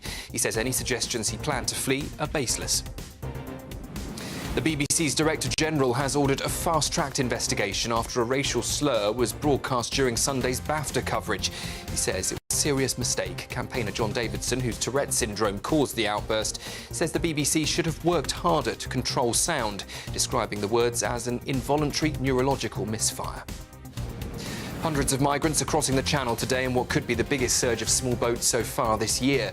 Around 500 people are believed to be attempting the journey, with officials warning criminal gangs remain behind the crossings. Energy bills are set to fall by around £117 a year from April after Ofgem confirmed a drop in the price cap, roughly £10 a month for a typical household. Ed Miliband says it reflects government action, but the Shadow Energy Secretary says pressure on households is still growing. And Prince William has made his first public appearance since saying he was not in a calm state following Andrew Mountbatten Windsor's arrest. The Prince of Wales visited the Francis Crick Institute in London, with Kensington Palace saying he remains committed to supporting research. Those are the latest headlines. A full roundup with the news at 5. Take the GB News family with you on any device. As long as you have an internet connection, tune into GB News anywhere on the planet or beyond.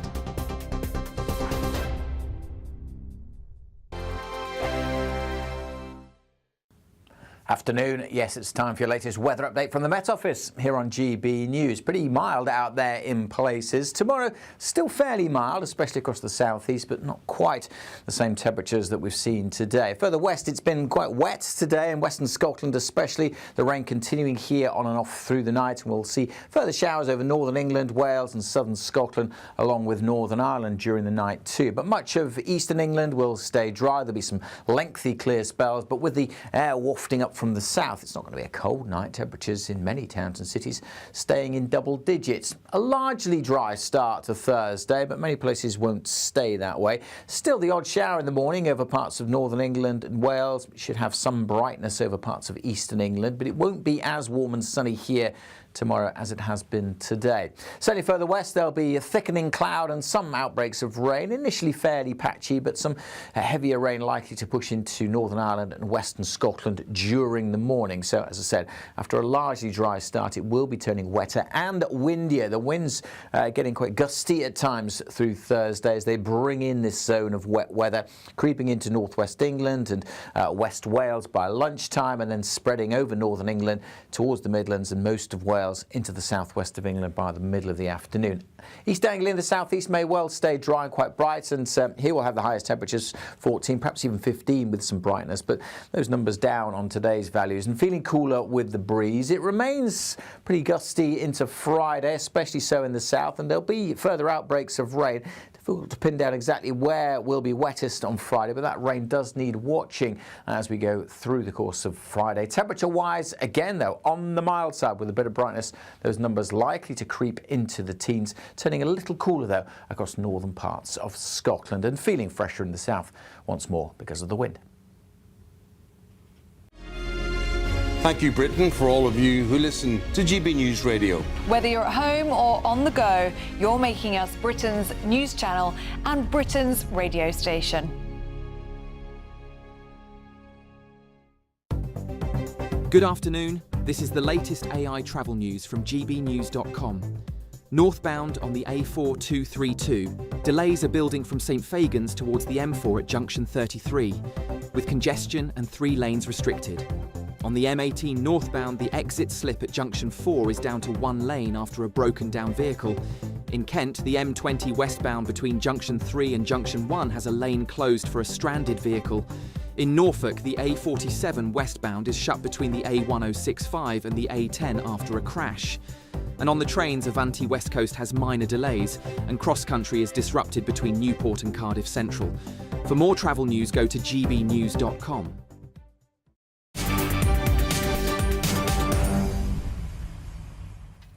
Welcome back. It's 4:36. You're with me, Martin Daubney, on GB News. Now to a very controversial Green Party policy. They want to offer illegal immigrants from anywhere in the world free accommodation and, on top of that, a universal basic income with no requirement to even seek work. That's right, free handouts to anybody from anywhere in the world. Now, under those proposals, backed by the leader you can see on your screens now, Zach Polanski, people arriving in Britain without authorisation would also gain immediate access to the NHS service and also every public service. They'd also be allowed to work without restriction as part of the party's vision for a so-called world without borders. What could possibly go wrong with that policy?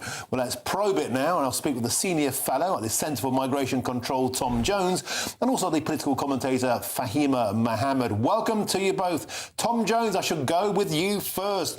It sounds utopian. It sounds expensive. What say you? It sounds very expensive, Martin. I did some back of the fag packet maths, and for the 900,000 roughly illegal migrants living here, the cost to the NHS would be at the rate of about £4,200, which is the rate most people kind of cost the NHS every year. That would be 3.8 billion pounds per year. That is more than the schools schools budget top up that they've just received for special needs education. That is more than the increase in tax receipts that the government has just uncovered. UBI, presuming that would be at about £19,000, which is about where that proposed, where most Americans propose that figure would be, and this is an American idea, that would be about £17 billion every year, and that's larger than the entire current UK prisons budget and approaching about half the school's capital budget as well. So, Tom Jones, right from the first bat there, 20 billion quid that we simply don't have. We're broke already. Fahima Mohammed, wherever you stand philosophically or politically on open borders and immigration, the fact of the matter is this policy would bankrupt Britain. Well, firstly, let's get the facts straight. There is absolutely no party that is actually saying that there should be open borders. You can be firm on borders, but still humane in the process. And the Greens do not say that either. The headline suggesting that migrants are being handed free houses and wages as the reward for illegality, that's just incorrect. And the balance... No, Fahima, the policy itself is called a world without borders, and it states in there quite clearly, it's their own document, this is not me spinning it, that anybody who came to this country would be treated as if they were here legally. So there's no such thing as illegal immigration. Their case won't be rejected. There'll be no case for deportation, even for those who have exhausted all appeal rights. And here's a simple question. With that fabric in place, we're seeing today record numbers of people coming over on small boats. Do you think more people or less people would come tomorrow? Well, the Green Party's position is about reducing long-term taxpayer costs, allowing people to work instead of sitting in hotels, and replacing a failing, expensive backlog system with something structural and humane. So there is a housing shortage, but asylum seekers aren't being handed council houses. Most are placed in temporary accommodation funded by the Home Office, often hotels or short-term lets. So, if someone is granted refugee status, they enter the same housing system as everyone else. They don't jump the queue. So the housing crisis is a supply problem built up over decades, not caused by asylum seekers. But we do need to obviously... Tom Jones, let's bring you in that point. The notion that no Brits will be put to the back of the queue, I think is for the birds. We already have situation in parts of Glasgow, for example, where we have, by the way, record numbers of asylum seekers getting free housing from the social services because they have a uniquely generous policy there. And we're seeing areas in parts of that city where it's 100 years to get a council house. You'd be dead by the time you've got a council house in Glasgow if you're one of the local people. Let's get back to brass tacks. This isn't free. It costs money. If you come to the country as a low-skilled immigrant, let's be honest, that's the majority of people who come over compared to the native population, right? That's just fair to say. There won't be a net contribution, particularly over a lifetime. This is simply unaffordable, utopian student politics nonsense. Well, you've said it, I think, better than I probably could, Martin. Interestingly, just to come back to the social housing point, the social housing qualification rules were changed in the 1960s, actually, when Britain first had waves of immigration coming to the country. Social housing qualification rules were changed basically to get rid of a local residency requirement. The system that we had before was that basically people would be allocated social housing on the basis of where they had links. That actually basically proved to be very exclusory towards recent arrivals. So that system was scrapped. And obviously, you know, not all the people who currently come here would be given social housing, but if they were, that would be at a cost of another £9 billion a year. But obviously, this is basically a capitulation to any kind of management of international migration. It would be an absolutely insane pull factor. I mean, we would probably see most of the migrants in Europe trying to come to Britain simply because we would create ourselves as a land essentially of milk and honey. Fahim and Mohammed, that's the point, is it not? You know, it might feel like a nice thing to do if you're of that political persuasion. The fact of the matter is, it would flood the country with the immigration population of the continent because they'd provably be getting a better deal in Britain than anywhere else. That's a gamble we can't afford to take. It's not a better deal because no government has solved irregular migration, not Conservative, not Labour. The small boat crossings have risen across Europe because of the drivers of global war, instability and organised smuggling networks. So what governments have managed better at times is processing speeds. And when decisions are made quicker, either granting protection or removing those who fail, numbers in the system fail and costs drop. So the real lesson isn't just one party cracking it.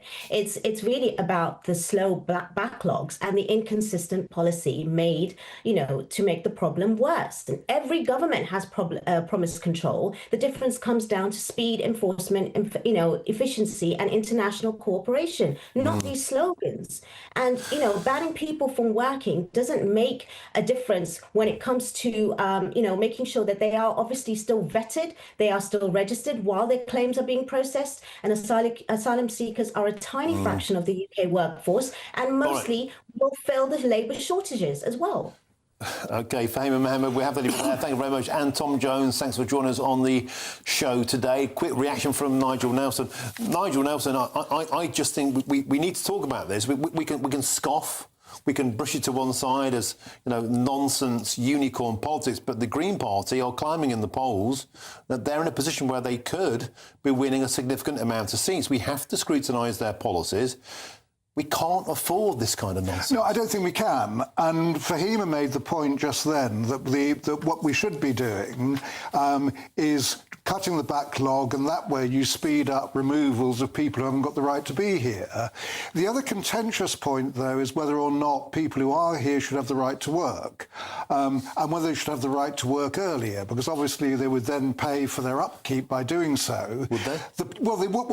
Yes, they would. For how long? I mean, they'd be doing... No, well, you're talking about people who are here, having crossed the channel, and they would then work. Do you think we're flooded with high-skilled, desirable immigrants? No, I'm not saying that. I'm not saying that. It's an argument. The majority to be lower paid and therefore suppress wages for Brits. It's an argument for letting them work so they can pay their way. Against that is, of course, you give them a stake in the country, and if you're going to throw them out of it, they shouldn't have that stake. So it's a debate that will that keeps on going. Might be a mistake. Thank you very much, Nigel Nelson. Now, the spokesman for the Green Party told GB News this: "We're proud of this policy, voted on and decided by our members, and we know it's popular as well. Green policy regularly comes out as the most popular in polls." Coming up next, the US President Donald Trump has slammed his opponents after none of them would stand up to put American citizens first. Is this a new low for Trump derangement syndrome? But first, if you're in search of some holiday sun, here is the forecast of some of the top European destinations.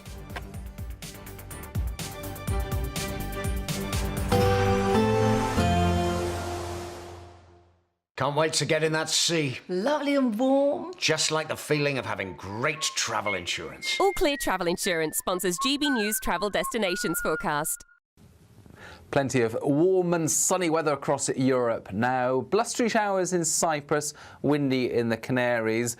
Those two regions the exception to the mostly dry and settled theme. High pressure across Central Europe, bringing plenty of sunshine through Spain, Portugal, into France. Italy seeing above average temperatures as well, 17 or 18 Celsius widely.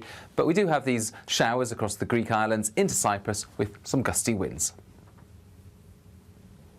All Clear Travel Insurance sponsors GB News Travel Destinations Forecast.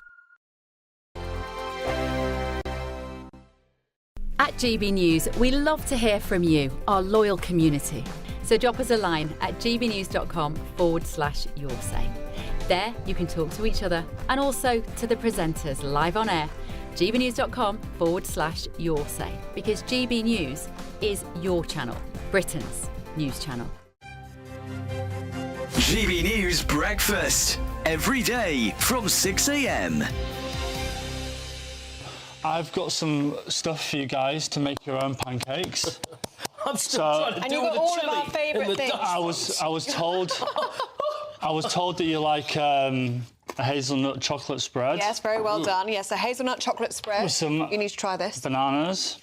Yes, this is my favourite. For you, Eamon, I made some. I got some natural yogurt. Ooh. Put some ice and sugar into it. Oh. Lemon zest. And some fresh lime. I love That it. sounds So there you nice. go. So that's for you to put on yours. You didn't want anything chocolatey on yours, did you? That's for me to put on mine. Yes, Oh, I know. I did notice. Well, can you help me? Can you push my pan over? And here you go. In the pan, what's in the pan? Wow, here you go. And I got some Sussex honey for you as well. Oh, yeah, because he likes honey, don't you? I heard that. Yeah. And That looks good. You'd like the look of that. That's got my name written all over it. That's bacon and maple syrup. Bacon and maple syrup, that looks classic lovely. combination. James, did you see that story yesterday about Gen Z not liking pancakes? They think it's too much like hard work. Yeah. They don't know what Shrove Tuesday is all about. How Wow. does that make you feel? Pancakes are the most easiest thing in the world to make. I mean, you don't even need... Nice. You don't even need... You know, all you need is staples, really. You got your flour, your eggs and your milk. You know what I've always wanted to do? What? Is you know when you have those hot plates, they have those people on and they have those sweepy things. Yeah. What are they called? Those they sort of just lay it on the hot plate and then. Oh, yeah, like a crepe. It's like a little bit of a... I could do yeah. that all day. They're amazing. That's my favourite. Oh, they're amazing. Anyone wants the bacon one now. And there's some ice and sugar here I'm too. going from the sweet to the savoury version Oh, I now. can't even lift that. That's really heavy. Yeah, that's... There you go. It would be a shame not to use Lovely. it. GB News, the People's Channel. Join me, Nana Akweer, for an informative, interactive news programme with a difference. It's fun. No, you didn't say that, Dave.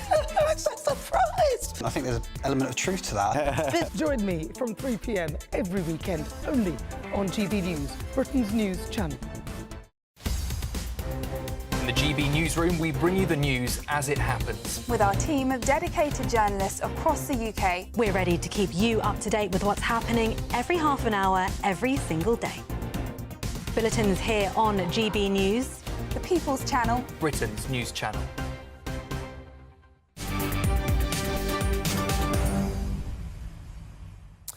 Welcome back. It's 10 to 5 with me, Martin Daubney, here on GB News. Now, Donald Trump told Democrats members of Congress that they should be ashamed of themselves after dramatic moments during his State of the Union address yesterday evening.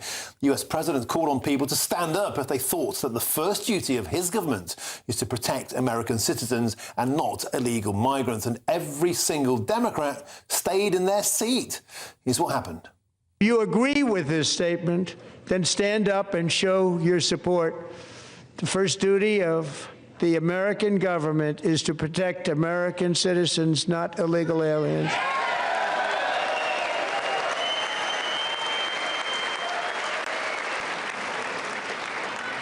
Isn't that a shame? You should be ashamed of yourself not standing up.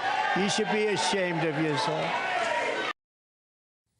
Well, I'm delighted to be joined in the studio by the Vice Chair of Democrats Abroad, George King. George, a pleasure to have your company here in Westminster.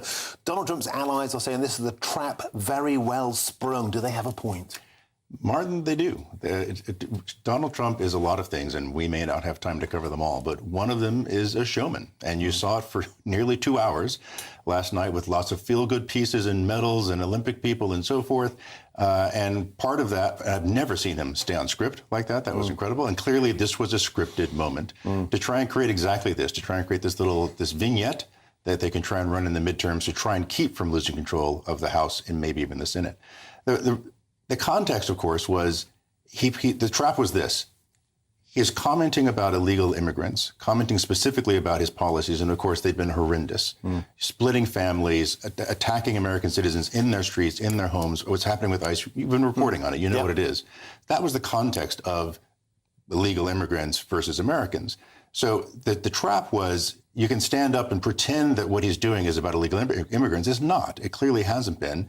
We're having American citizens killed, deported, all sorts of stuff on the street. So there's no way to say, yes, we think that what you're doing with illegal immigrants is fine, when that was the trap. And so you might wish, just stand up anyway. Just don't give them the photo op. But I think doing the hard thing, doing the right thing, even though it's uncomfortable, should be lauded. And I'm glad that the Democrats did the hard thing. And so there'll be a few days of this, look at what you did or didn't do thing. I think it's frankly a badge of honor to be called ashamed by President Trump. Those tend to be the people with the most principle, with the most patriotic values. So I think that's probably a good company to be in. It's worth pointing out, though, George, that the Obama regime and the Biden regime also deployed ICE agents. Yes. In fact, they deported more people than the Trump regime. But it's uniquely a problem now it's Trump enforcing it. Is that because the wider reflection here is people just don't like anything that's Donald Trump's idea? Martin, I'm so glad you said that, because it clearly is not about immigration, and it's not about borders, and it's not about rule of law, which I know a lot of people say, well, we should just enforce the rules. It's about the process. It's about due process. It's about not having people with poor or no training, masked, no identification, pulling people off the street, not declaring anything about who they are, what they're doing, why people disappearing. It's process. It's the fact that there's no oversight, there's no accountability. That's the problem, not the concept that we need to have controlled immigration, that we need to deport people, et cetera. So you're right. It's not about Trump per se. It's not, because he did it, it's wrong. But what he is driving, and part of it's personally him, part of it's the mandate he's handing down to his lieutenants, is really painful. Superb. So thank you for your company, George King. Please come back. An excellent guest. Thanks for having us here in the studio. Now, don't go anywhere. Coming up next, I'll be joined in the studio by the Red Wall Rottweiler, Lee Anderson, a battle subtle as a brick to the head. I'll get his thoughts and all the latest on the small boat surge today. Do you think that is barking mad? This is GBNews, News, Britain's #1 news channel.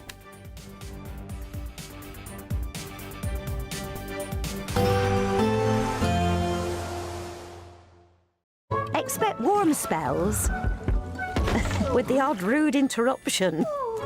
Boxed Boilers sponsors the weather on GB News.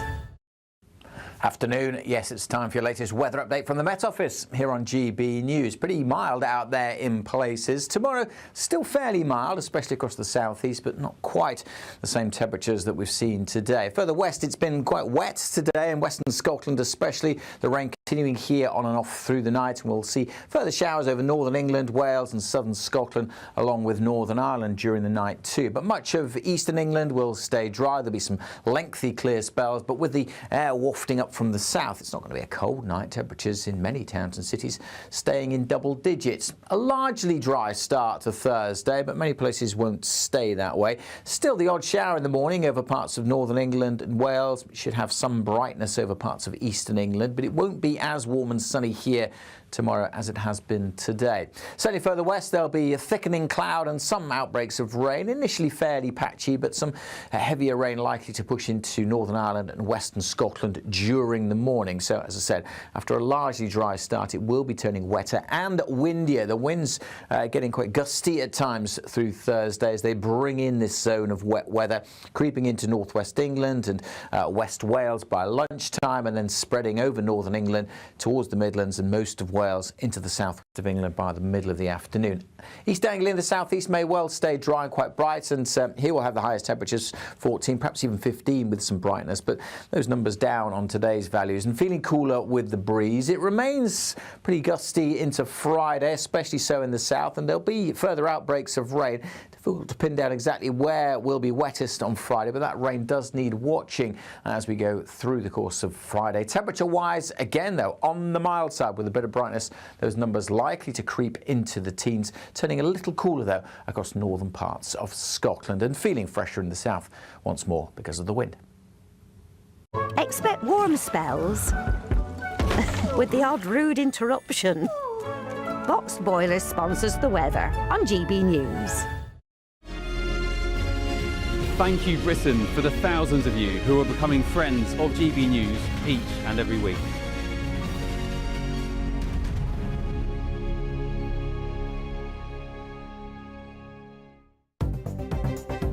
Good afternoon, this is the latest AI travel news from GBnews.com. On the M4 westbound, expect heavy congestion stretching between junction 24 at Coldra and junction 26 at Malpas. Moreover, on the A38 southbound, lengthy queues are reported between the A516 and the A50. In Norfolk, the A47 westbound is shut in both directions following a serious crash between the A1065 and the A10. Furthermore, on the trains, Avanti West Coast is experiencing minor delays on certain routes, while Greater Anglia has reported service disruptions through Tottenham Hale. For more travel news, go to gbnews.com.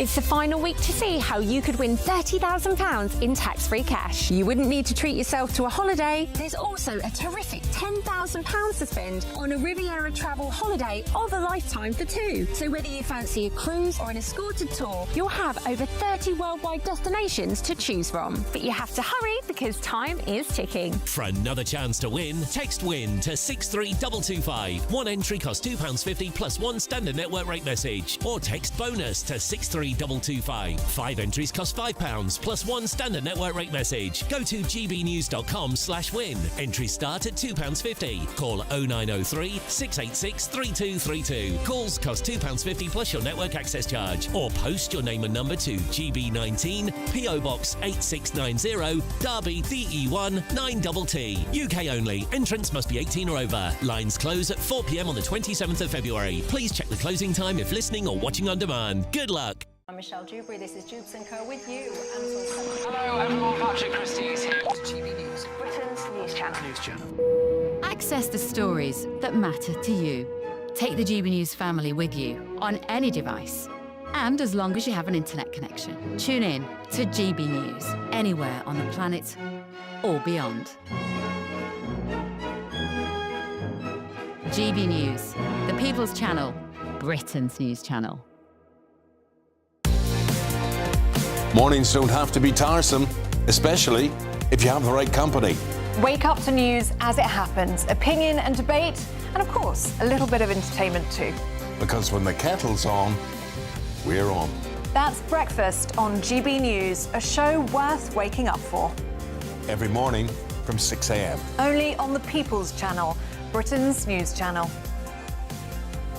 We'll spread the news, you spread the word.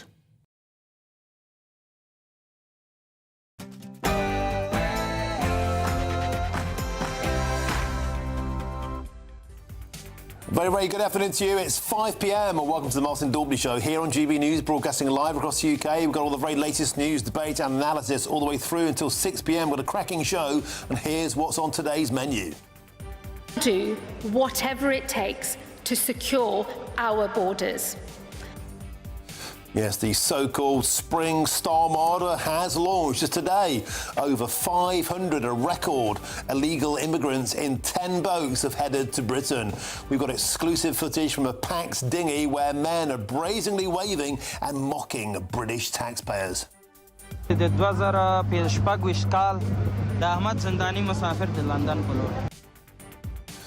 On today's show, we'll also reveal just how terrible the French cops are at stopping the boats. And meanwhile, the Green Party has today been accused of open borders madness after their pledge to offer illegal immigrants free accommodation and even a guaranteed universal basic income without any need to work. Today, GB News can reveal this benefits bonanza could cost at least £17 billion a year, and we'll have a full debate on this latest policy from the Greens. She was my best friend. We had a wonderfully strong bond, mother-daughter bond. Impact for me of losing him has been monumental. It's been huge. The impact of losing my boy is limitless. Heartbreaking footage there shown in the inquiry into the shocking systemic failures that allowed psychopath Valdo Calacane to kill Barnaby Webber, Grace O'Malley Kumar and Ian Coates. The inquiry continues today, and later on today's show I'll be joined in the studio by Barnaby's mother and father, Emma and Dave, who say we will never ever stop until we get justice for our beautiful boy. And at his State of the Union speech last night, Donald Trump laid an immigration trap. If you agree with this statement, then stand up and show your support. The first duty of the American government is to protect American citizens, not illegal aliens. And yet here's the point. Absolutely none of Donald Trump's political opponents would even stand up to show that they put American citizens first before illegal aliens. Is this a new low for Trump derangement syndrome? And that's all coming up in your next hour.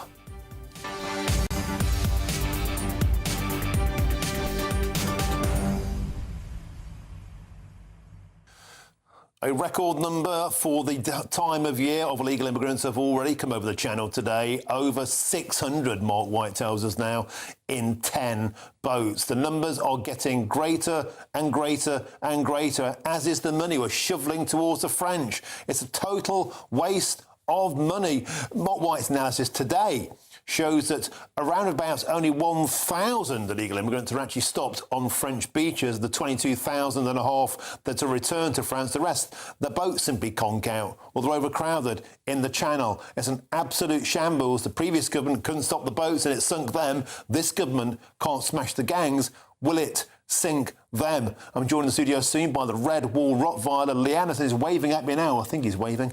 He'll be in the studio in a moment's time. Get in touch. gbnews.com/your say is the way to do so. You can scan the QR code on your screens now. But here's your headlines now with Sam Francis.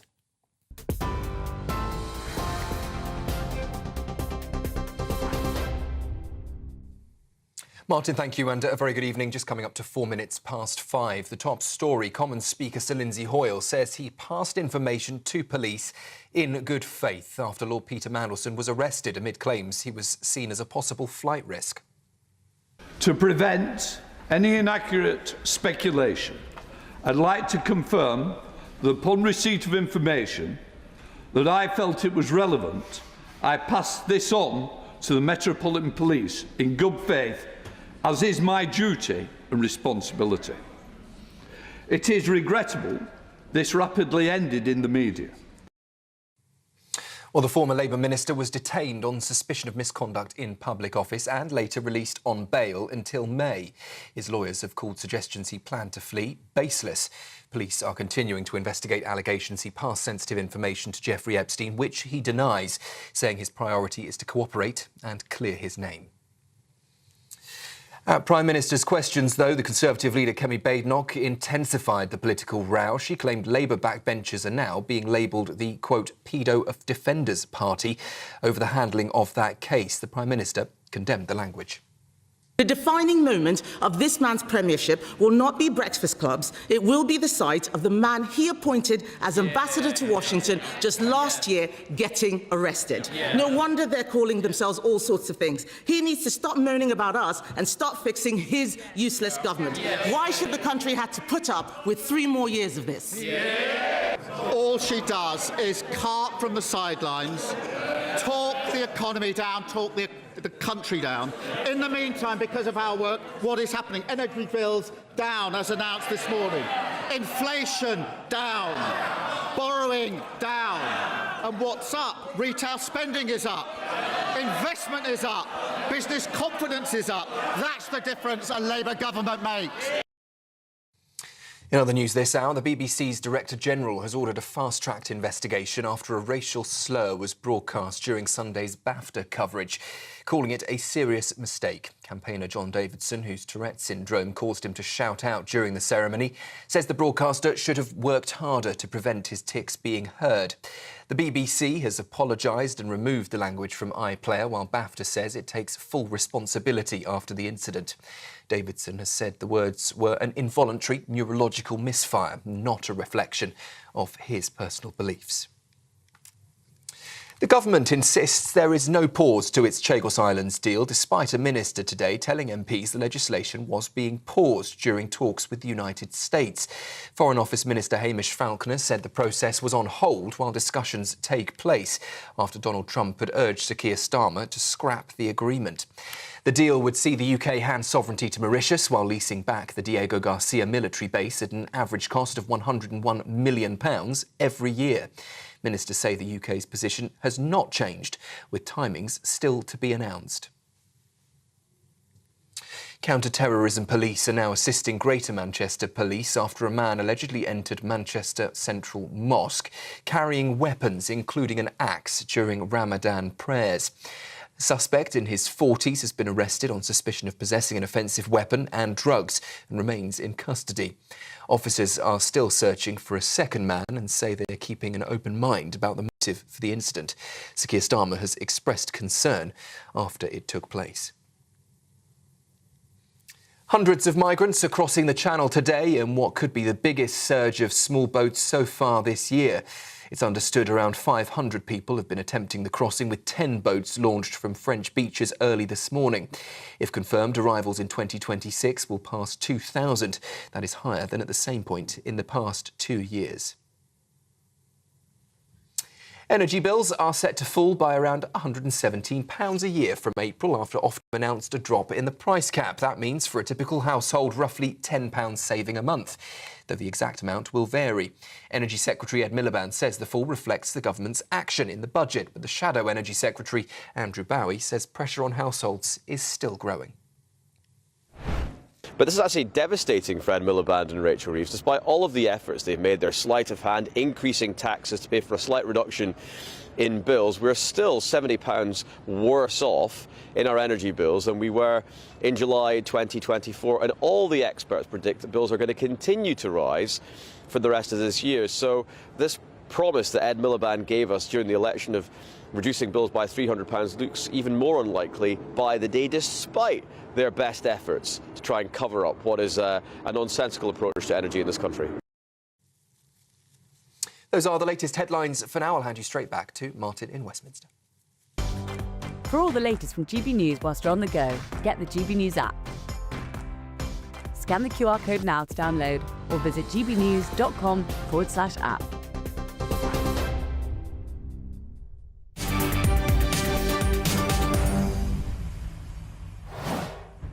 Thank you, Sam. Breaking news now. Almost 600 small boat immigrants have crossed the Channel today, and that's the biggest one-day surge this year to date. It's February, but already the numbers are like summer.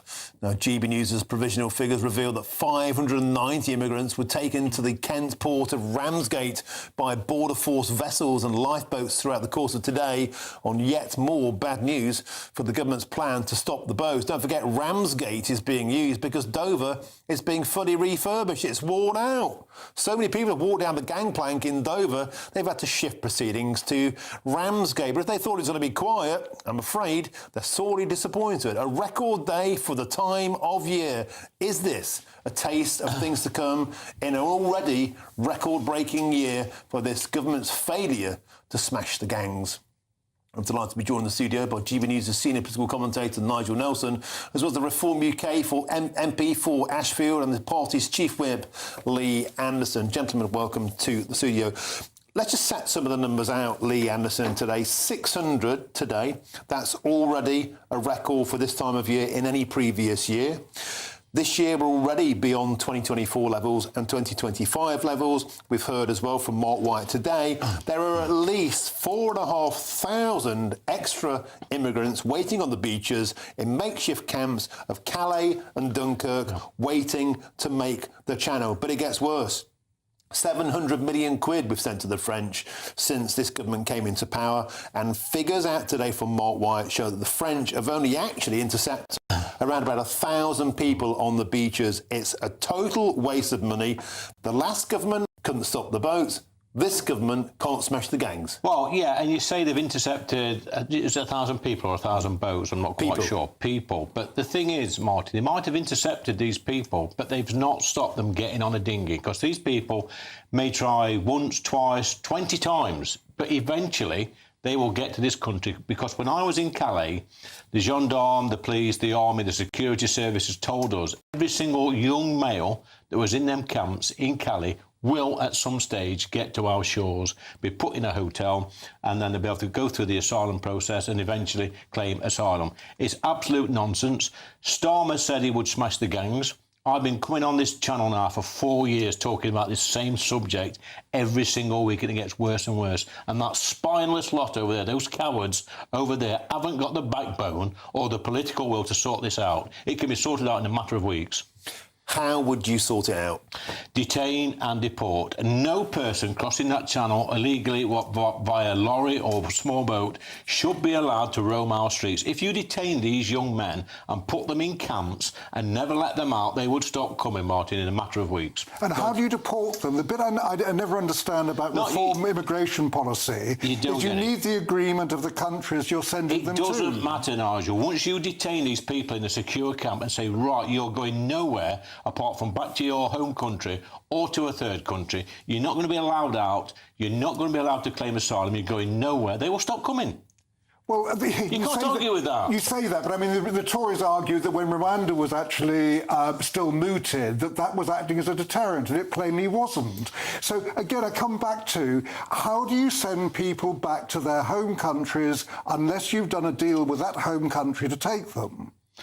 Nigel, I've just tried to explain it to you. We need to cut out the deterrent, the pull factor. The pull factor is, once they get here, they go in hotels, they get the asylum claim paid for, and then they, even if they're rejected, they just disappear into the black economy. So you stick them into military camps. You stick them into military camps. Stick them into military camps. And look what happened at Crowborough. People don't want migrants on their doorstep. No, they don't. It's not that. It's not that, Nigel. They do not want hundreds of young men roaming their streets. If they was in a camp, big fences up, whatever, and they weren't allowed to prowl the streets, causing trouble, sexually assaulting people, thieving, getting up to all sorts of mischief. And you're talking about prison camps? Yeah, prison camps. Let's have them secure and detained. They would stop coming. Why would you come to a country knowing full well you're just going to be locked up? Well, I mean, when it came down would you come, Nigel? Well, when it came down to asylum, what the Tories did was I'm not interested in what the Tories did. Well, it's sort of what you're talking about. You're saying that nobody who crosses... No, it's not. Nobody's tried this before. Hang on, Lee. You're saying that anyone who crosses the Channel would not be able to claim asylum here. 100%. The Tories came up with the illegal migration bill, which said they were not admissible. All right, gentlemen, let's just show a video that we got, an exclusive video that was taken this morning, mid-channel, by an asylum seeker, him and his mates, on the way to Hotel Britannia. Lee Anderson, how does this make you feel? Let's have a look. You can see here, look, this is a bunch of... You notice once again, Nigel Nelson, they're all men. Yeah. Probably you think they're doctors, engineers, brain surgeons. Probably does. But look, the point is they're on their way, and their chances of being deported are infinitesimally small. They know that once they get into British waters, Lee Anderson, they will more or less never be told to leave. And I want to get back to that point, because you spent time on the beaches in France. If we're sending 700 million quid to the French, and Mark White reckons only 1,000 have been stopped on the beaches, the rest conk out in the water, have to be brought back. Lee, that's £700,000 per asylum seeker. Is it time to defund the French? Yeah, it is, because they're not doing anything. The police, when we were there, Martin, all they was doing was playing with the toys that we'd paid for. That's the drones, the little beach buggies, the Land Rovers. They were having a whale of a time. They're not stopping anybody crossing the channel. They may intercept the odd boat a couple of times a week, but they are not stopping stopping one single person crossing the channel, because, like I've said before, Martin, it might take them 10 times to cross the channel, but they're getting it. It's an absolute disgrace. Lee Anderson, I also want to get a quick nibble from you, if I could, on the Green Party's policy today. Open borders bonanza. Ostensibly, anybody coming to Britain would be given a universal basic income. That's basically money for free without having to work, and even a free council house. Well, when I first read this today, Martin, this Green Party policy of free council housing and benefits and a life of Riley, I thought this was actually written by Nigel Nelson, sat over there. So this is straight out of his playbook. I mean, he might laugh, but this is the sort of madness we're living with in this country. on a serious point, we've done some of the numbers on this, and the universal credit bill alone could come to around about £20 billion. It could be about another £20 billion to service the NHS costs. When you add all this together, this utopian policy, it's the thick end of 50 billion quid. Yeah, it's the frightening figures, and this is the economics, the political policies of... I mean, Nigel described Zach Blansky as a lunatic. These are, by the way, lunatic policies. If you sat down in a pub in Ashfield discussing these policies, I think you'd be turfed out pretty quickly. And who's going to pay for it? It's the taxpayer, it's the hard workers, it's the people getting up at 5 o'clock in the morning, going to put a shift in, putting the overtime in, trying to do the right thing, pay their taxes, paying for this absolute rubbish. OK, Lee Anderson, next time you come in, please get off that fence and speak your mind. Always a pleasure, Lee Anderson. Nigel Nelson, thank you very much. Now, we have a spokesperson for the Green Party who's told GB News this. We're proud of this policy, voted on and decided by our members. And we know it's popular as well, because Green policy regularly comes out as the most popular in the polls. Now, I've got a breaking news story for you now, and it's this. Just coming in, the Greater Manchester Mayor Andy Burnham has confirmed that extra police patrols around mosques in the Manchester area in the coming days. Well, let's now speak with GB News' Homeland Security editor, Mark White. Mark White, a breaking news story and a dramatic one at that. Tell us, what's the latest?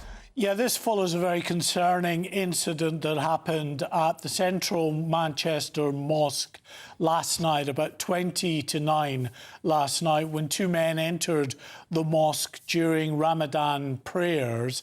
One, a white man in his 40s, the other, a black man with a hoodie, apparently. The white man was wearing a high-visibility jacket, claimed he was there to do some kind of work within the mosque, but the attenders and worshippers in the mosque became quite concerned, confronted him about this, called the police.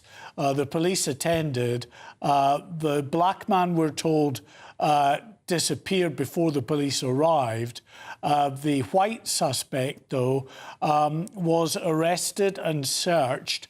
Police found a number of weapons, including an axe, knife, and other concerning items as well. Now, we've just, in the last few minutes, had a news statement, really, rather than a news conference, from the Greater Manchester Mayor, Andy Burnham, who was flanked by the Deputy Mayor, by the Leader of the Council, the Assistant Chief Constable, and a number of other VIPs outside the Greater Manchester, of the Central Manchester Mosque, to offer a message of reassurance to people right across that area, saying that there is understandable concern at what happened there, especially during the holy month of Ramadan. And as such, there will be an increased police presence both at the Central Manchester Mosque and at mosques right across the Manchester city region, according to Andy Burnham. We can also reveal, with regard to the current investigation, police had initially said, Martin, this is not being treated as a terrorist incident. They have now changed their wording, saying that they are maintaining an open mind, and that Counter-Terrorism Police Northwest are involved in the ongoing investigation. OK, thank you, Mark White, there, for bringing us up to speed about the situation in Manchester. Thank you. Now, still to come, the Nottingham attacks inquiry continues today with yet more shocking and heartbreaking revelations. I'll be joined in the studio by the parents of Barnaby Webber, who was killed in that brutal attack. I'll be joined by Emma and Dave Webber in the studio for their take on what they have heard thus far and their pursuits for justice. And also next, the US President Donald Trump has slammed his opponents after none of them would stand to put American citizens first. Is this a new low for Trump derangement syndrome? That's next on GB News and with Britain's #1 news channel. Britain deserves a newsroom that puts the facts and your voice first. Well, and that's what you get on GB News. Lively debates, lively conversation. And we're not afraid to hold power to account. And each other. So join me, Andrew Pierce. And me, Miriam Gates, for Britain's Newsroom, weekdays from 9:30 on GB News. Bold. They are under no illusion. Ray. Are you a human trafficker? Boundless. I've had enough of the nonsense, and I'm not afraid to say it. Don't get this on the BBC. Every weeknight, I tear through the headlines. The smell of gasoline. Should we be worried about it? From Westminster madness to cultural war chaos. What I'm going to do now is they are throwing things out the car as we speak. Get ready, Britain. Here we go. Patrick Christie's tonight, weeknights from 9 p.m, only on GB News, Britain's news channel. At GB News, we love to hear from you, our loyal community. So drop us a line at gbnews.com/yoursay. There you can talk to each other and also to the presenters live on air. gbnews.com/yoursay, because GB News is your channel, Britain's news channel. Hi, I'm Michelle Dewberry, and my show is your opportunity to cut through all the noise and dive in headfirst to some robust debates. Ideas clash. Situation, isn't it? Because the failure is you're deliberately avoiding my point. Nothing's held back, And if you think this is the end of it, wait for more. and we do not shy away from the difficult stuff. Sometimes I want to shake people and say, if only you understood. So join me on Dubes & Co weeknights at 6 p.m, only on GB News, Britain's news channel. Join me, Nana Akwe, for an informative, interactive news programme with a difference. It's fun. No, he didn't say that, though. I'm so surprised. I think there's an element of truth to that. Join me from 3 p.m. every weekend, only on GB News, Britain's news channel. Mornings don't have to be tiresome, especially if you have the right company. Wake up to news as it happens, opinion and debate, and of course, a little bit of entertainment too. Because when the kettle's on, we're on.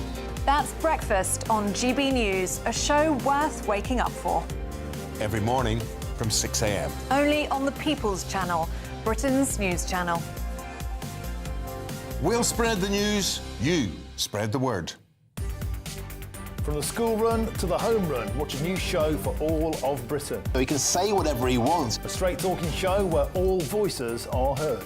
And, you know, when are we going to stop talking about smashing the gangs and actually do it? With the stories that matter from every part of our country. There's a bit of a crash landing there for your Chancellor. Bold, fearless and standing up for you. That's me, Martin Daubney, 3 p.m. till 6 p.m, weekdays, here only on GB News. The People's Channel, Britain's news channel.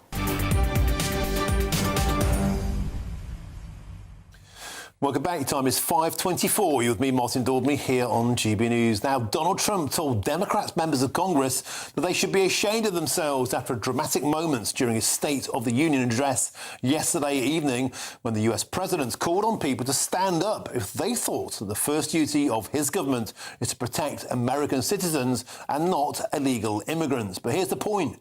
Every single Democrat stayed in their seats, and here's what happened. You agree with this statement, then stand up and show your support. The first duty of the American government is to protect American citizens, not illegal aliens.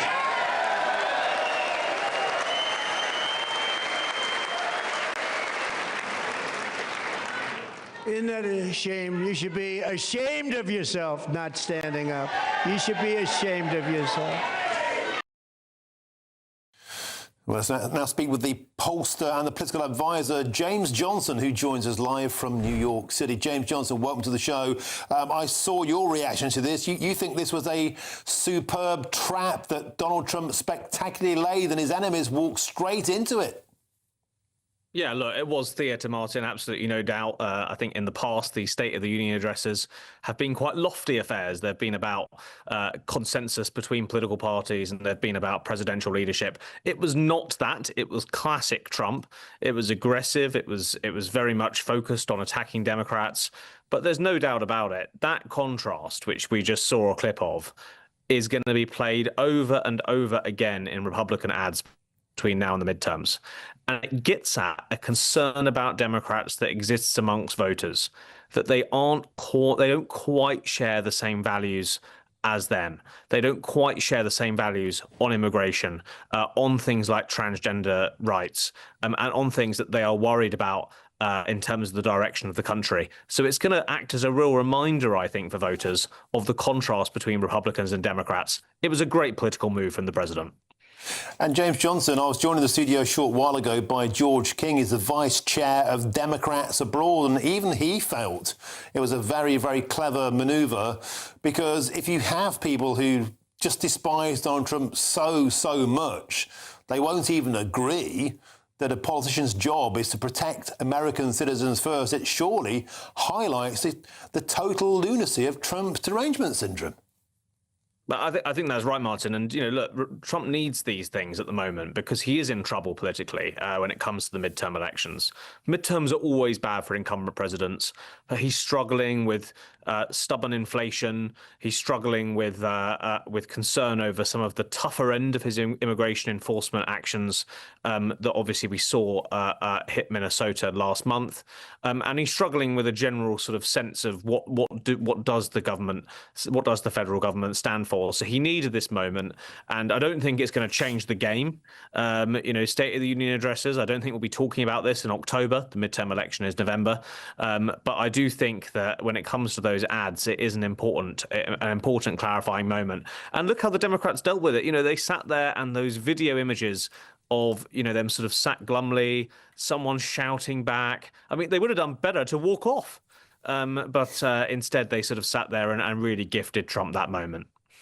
It's also worth pointing out, James Johnson, there's something of a trend here now, and that is whatever Donald Trump does, the Democrats seem to hate. I said to George King, Barack Obama sent more ICE agents into American cities than Donald Trump ever did. More people were deported by Barack Obama. But the frenzy that's whipped up by the media against Donald Trump, against anything he does, seems to be such that they've lost their minds. There is a bit of that, Martin. I mean, I've been living out here and polling the public for 3 years now in the US, and it makes UK politics look like a pleasant walk in the park. People are very divided on these lines. I'm not so sure that the public as a whole are as divided as some make out. When I do interviews and focus groups, I find quite a bit of potential common ground, and actually voters really not liking this kind of thing. But certainly elite circles of the media, particularly on the left, elite politicians, there is, on both sides, there is this sense that they are in sort of, absolute trench warfare, and there's not really room to clap for anything. I will say, Martin, there were a couple of moments of consensus in that chamber last night. There was a non-political moment when it came to the men's US hockey team coming out. They just scored gold in the Olympics. And there was a political moment when Donald Trump said that he wanted to ban insider trading by members of Congress.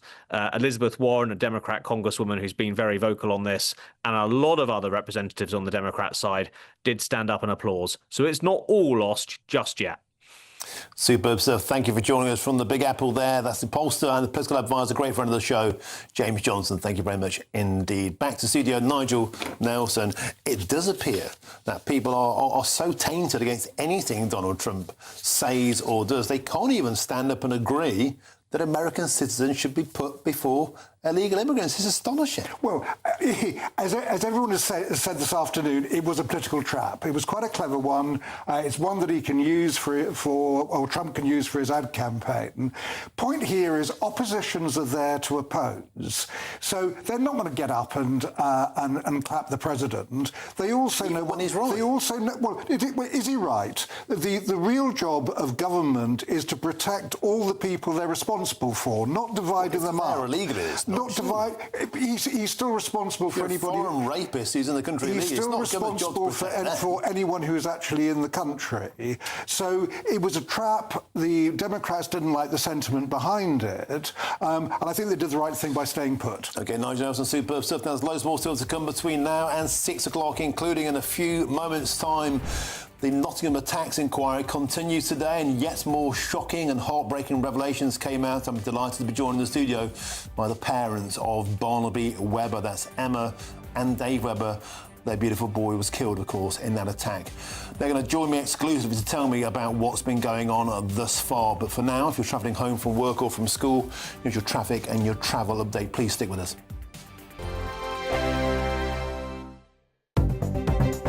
Good afternoon. This is the latest AI travel news from GBNews.com. On the A90 northbound at Glendowick, there is a road traffic incident with part of the road blocked.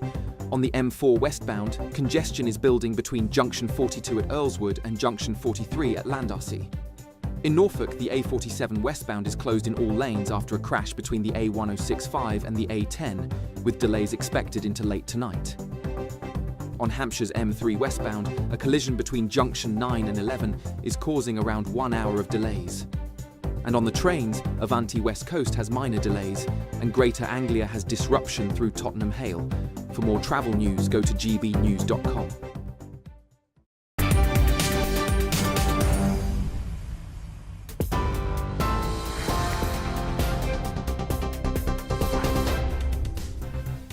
Very good evening to you from the newsroom. 5:30. The headlines. Commons Speaker Sir Lindsay Hoyle has said he passed information to police in good faith after Lord Peter Mandelson was arrested. It's amid claims that Mandelson was seen as a possible flight risk.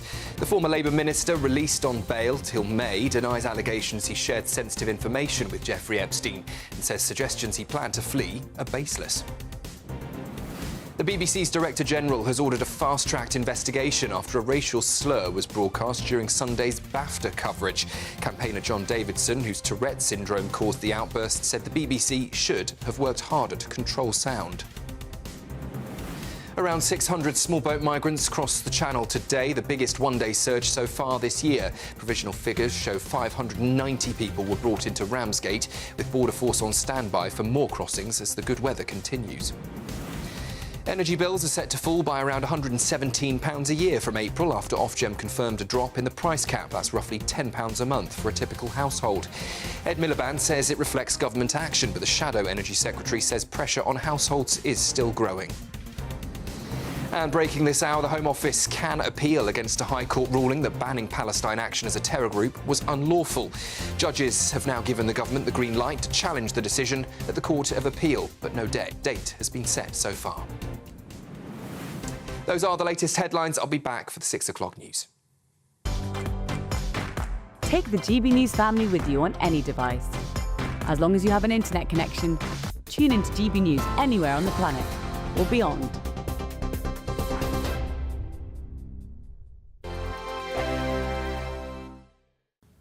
Afternoon. Yes, it's time for your latest weather update from the Met Office here on GB News. Pretty mild out there in places. Tomorrow, still fairly mild, especially across the southeast, but not quite the same temperatures that we've seen today. Further west, it's been quite wet today in western Scotland especially. The rain continuing here on and off through the night, and we'll see further showers over northern England, Wales and southern Scotland, along with Northern Ireland during the night too. But much of eastern England will stay dry. There'll be some lengthy clear spells, but with the air wafting up from the south, it's not going to be a cold night. Temperatures in many towns and cities staying in double digits. A largely dry start to Thursday, but many places won't stay that way. Still the odd shower in the morning over parts of northern England and Wales. We should have some brightness over parts of eastern England, but it won't be as warm and sunny here tomorrow as it has been today. Certainly further west there'll be a thickening cloud and some outbreaks of rain, initially fairly patchy, but some heavier rain likely to push into Northern Ireland and western Scotland during the morning. So as I said, after a largely dry start, it will be turning wetter and windier. The winds getting quite gusty at times through Thursday as they bring in this zone of wet weather, creeping into northwest England and West Wales by lunchtime, and then spreading over northern England towards the Midlands and most of Wales Wales into the southwest of England by the middle of the afternoon. East Anglia in the southeast may well stay dry and quite bright, and here we'll have the highest temperatures, 14, perhaps even 15 with some brightness, but those numbers down on today's values and feeling cooler with the breeze. It remains pretty gusty into Friday, especially so in the south, and there'll be further outbreaks of rain. Difficult to pin down exactly where will be wettest on Friday, but that rain does need watching as we go through the course of Friday. Temperature-wise, again though, on the mild side with a bit of brightness, those numbers likely to creep into the teens, turning a little cooler though across northern parts of Scotland and feeling fresher in the south once more because of the wind. Westminster's full of talk, but out here, it's the real world. Am I allowed to talk now? No, that's it. This is where it matters, real people and real lives. That's what politics is all about. The fact has Trump made a good start? No. Straight answers, no spin, and just a couple of pints. How many fingers have I got up? About 10. So join me for Lee Anderson's Real World every Friday at 7 p.m. only on GB News. The People's Channel, Britain's news channel. You want to know what's really going on in the corridors of power? Labour don't know what to do with you half the time, and that makes you quite lethal in the chamber. Get behind the headlines with Chopper's Political Podcast. Join me, Christopher Hope, as I sit down with the great and the good of British politics. We'll see where this ruling takes us. These are the stories shaping our nation. Chopper's Political Podcast, available now on all platforms. Listen in and stay ahead.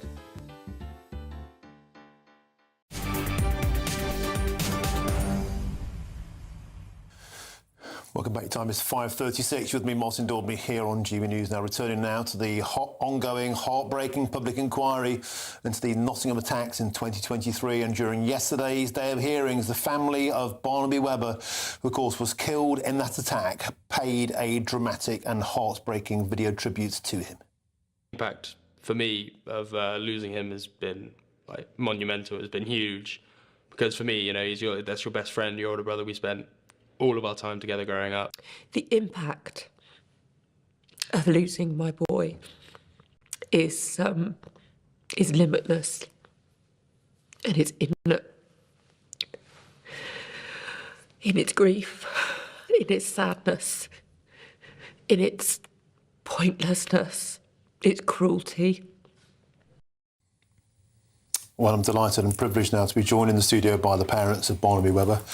That's Emma and David, of course, have been at the inquiry today and yesterday for those revelations. They've come out. Hello again to you both. Hi. It's wonderful to see you. So Hello. thank you for giving us your presence today. Let's start with today.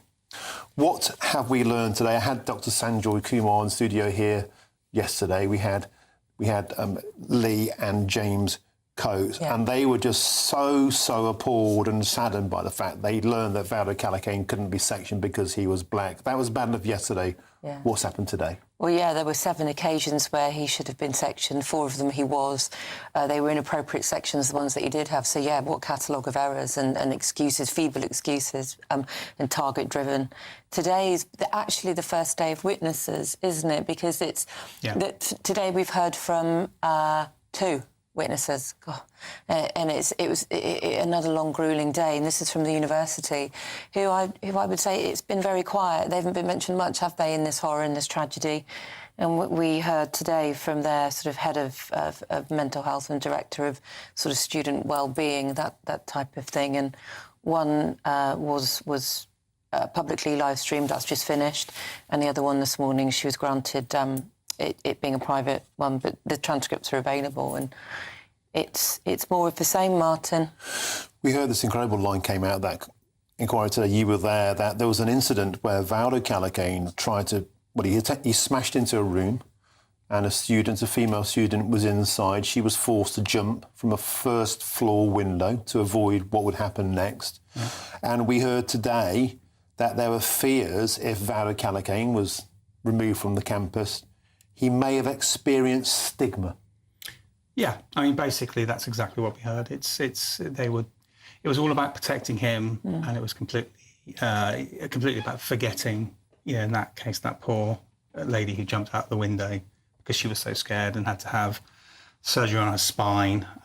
She's got life-changing injuries. It's been very played down, the severity of that incident, but remember that's just one of many, many incidents, you know, on fellow students and on stalking. The university, I was so disappointed today, similar with some of the opening statements we heard yesterday from, you know, the KCs representing all the different bodies, it's still a reluctance to accept any form of accountability. There's still a vase of finger-pointing going on, and the revelations that are continuing to come out. I mean, the university, it was all about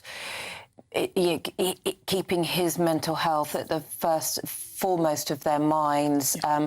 You know, we saw handwritten notes today where things like huge risk, significant risk were written down about this individual in some of the communications that we've seen, I think, that are publicly available.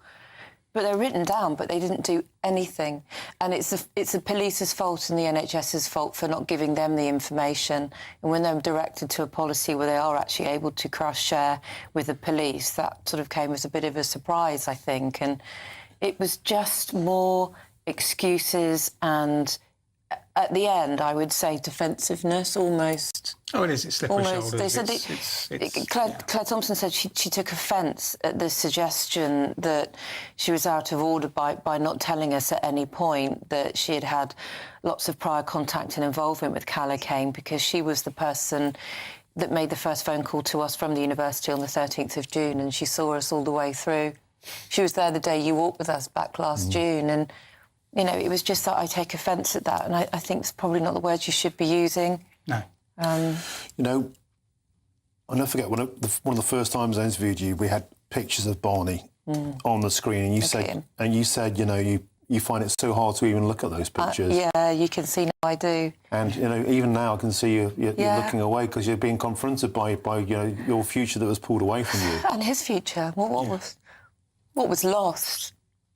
That was the end of yesterday. I know you had the Coates boys and Sanjoy on, but how hard was that yesterday? It's not just us. It's, you know, seeing Ian as a young man and with his grandchildren and hearing from Wayne and Sharon and how their lives have been so devastated as well, and the impact of this monster. And there still seems to be a complete and utter lack of real care and accountability. You know, what we're finding out, Martin, is shocking. You know, we knew only yesterday, that in his rucksack rucksack full of weapons that he compiled. There were also 3 names of students written down in that rucksack, and 2 of those are going to be giving witness, and those 2 that he assaulted. There was an email address that was ripped up. We found out on his phone records, apparently, he'd been receiving phone calls just minutes before he attacked our children. And all of that was out yesterday. And all of that points to something which you felt from the start.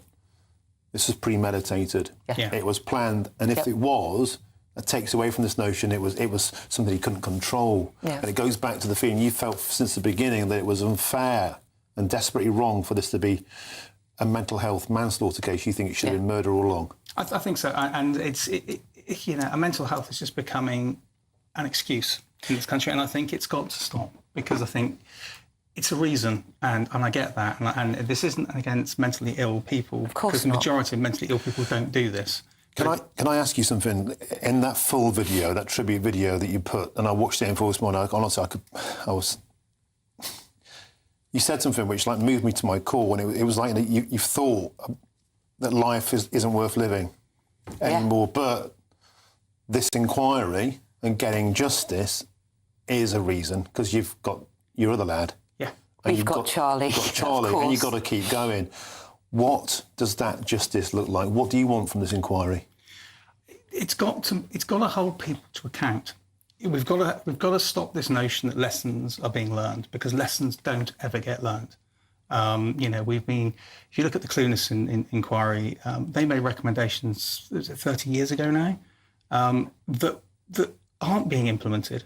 You know, they're just not doing what they should be doing. So I want lessons learned. I want people to be held to account. Yeah. And if there's criminal If there's criminality there, then they need to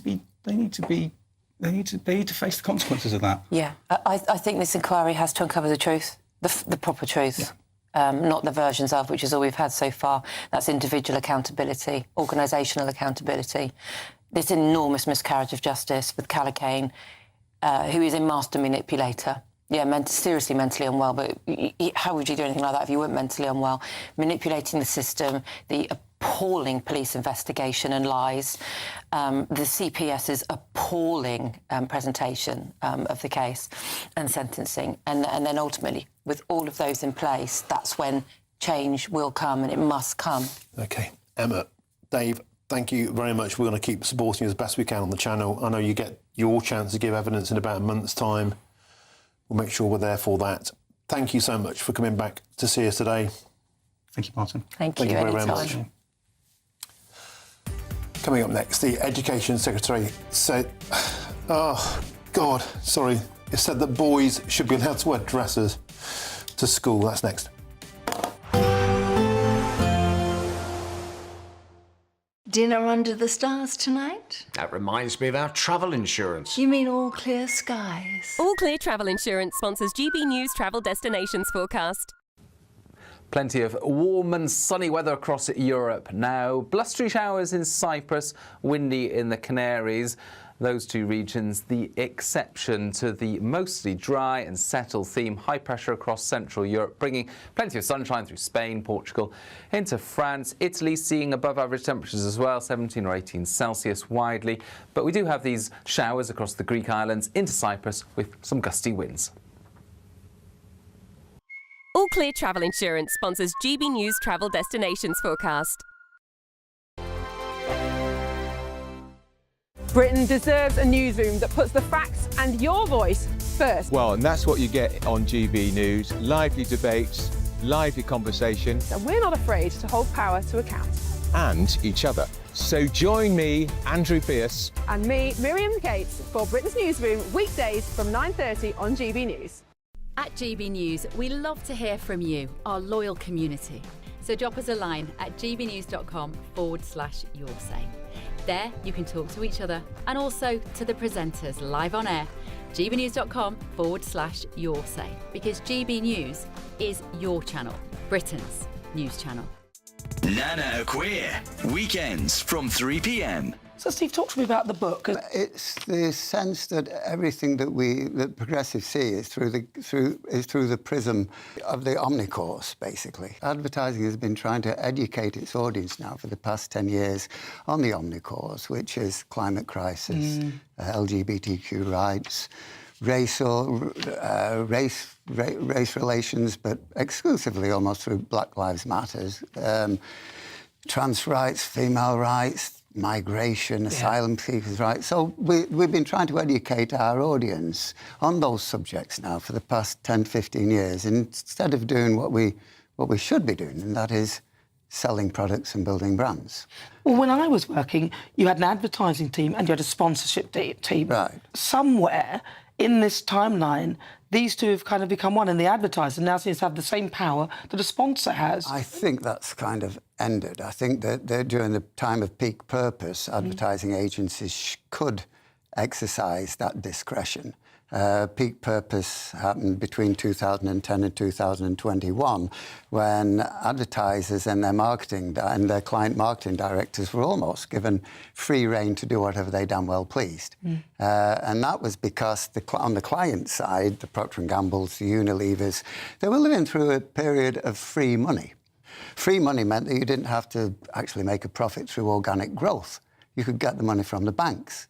And so the whole social purpose thing, the whole idea that, well, we don't want to work on that particular brand because it isn't socially acceptable to us. It hasn't got a purpose. It isn't having a social impact. Those days ended. Quite simply, it was economics. It was economics. GB News, the People's Channel. Join me, Nana Queer, for an informative, interactive news programme with a difference. It's fun. No, you didn't say that, Dave. I'm so surprised. list. I think there's an element of truth to that. Join me from 3 p.m. every weekend, only on GB News, Britain's news channel.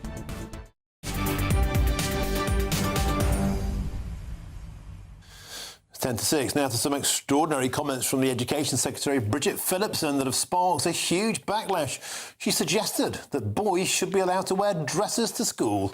Yes, Phillipson claimed that children should be allowed to experiment with their gender identity and that teachers should not come down too hard on them. Well, I'm now joined by the former head teacher and the chairman of the Campaign for Real Education, Chris McGovern. Chris, welcome to the show. Boys in skirts. If only they focused on the real priorities in education, hey? That would help, Martin, wouldn't it? But Bridget Phillipson is a career politician and she's going to win some plaudits on the left of her party for this. But as far as children are concerned, look, you know, they transition to all sorts of things. They could be polar bears one day, princesses the next, dragons the next, boys or girls the next. She needs to leave kids alone. They need a childhood, and she's really inflicting burdening adult angst and anxieties onto the shoulders of children. And I'm surprised, actually, Mark, because she's a Roman Catholic. She went to a Roman Catholic school. I was head of a Roman Catholic school, and the papacy, Pope Benedict XVI, not so long ago, he said that actually the trans issues were a denial of God. Now, I wouldn't take that personal view, but that's a papal view. And she's a Catholic. Look, she's riding both ponies here. She's trying to gain support from her own left-wingers, but she wants to have a foot in both camps, so she wants to stick a little bit with more traditional views. Most parents want children to have a childhood. They don't want their children to be heaped with all the problems of the modern world. Kids themselves, they know they're not going to save humanity. These teachers or these parents and these ministers of state should let children have a childhood. They can read their fairy tales. They can learn all about the nasty things in the world from the fairy tales, but leave them alone. I don't know why Bridget Phillipson is getting so involved in this. She should stick to her Catholic faith, in my view. But look, we always want children to treat other children well, and that's the end of it. Chris, you know, here's my point.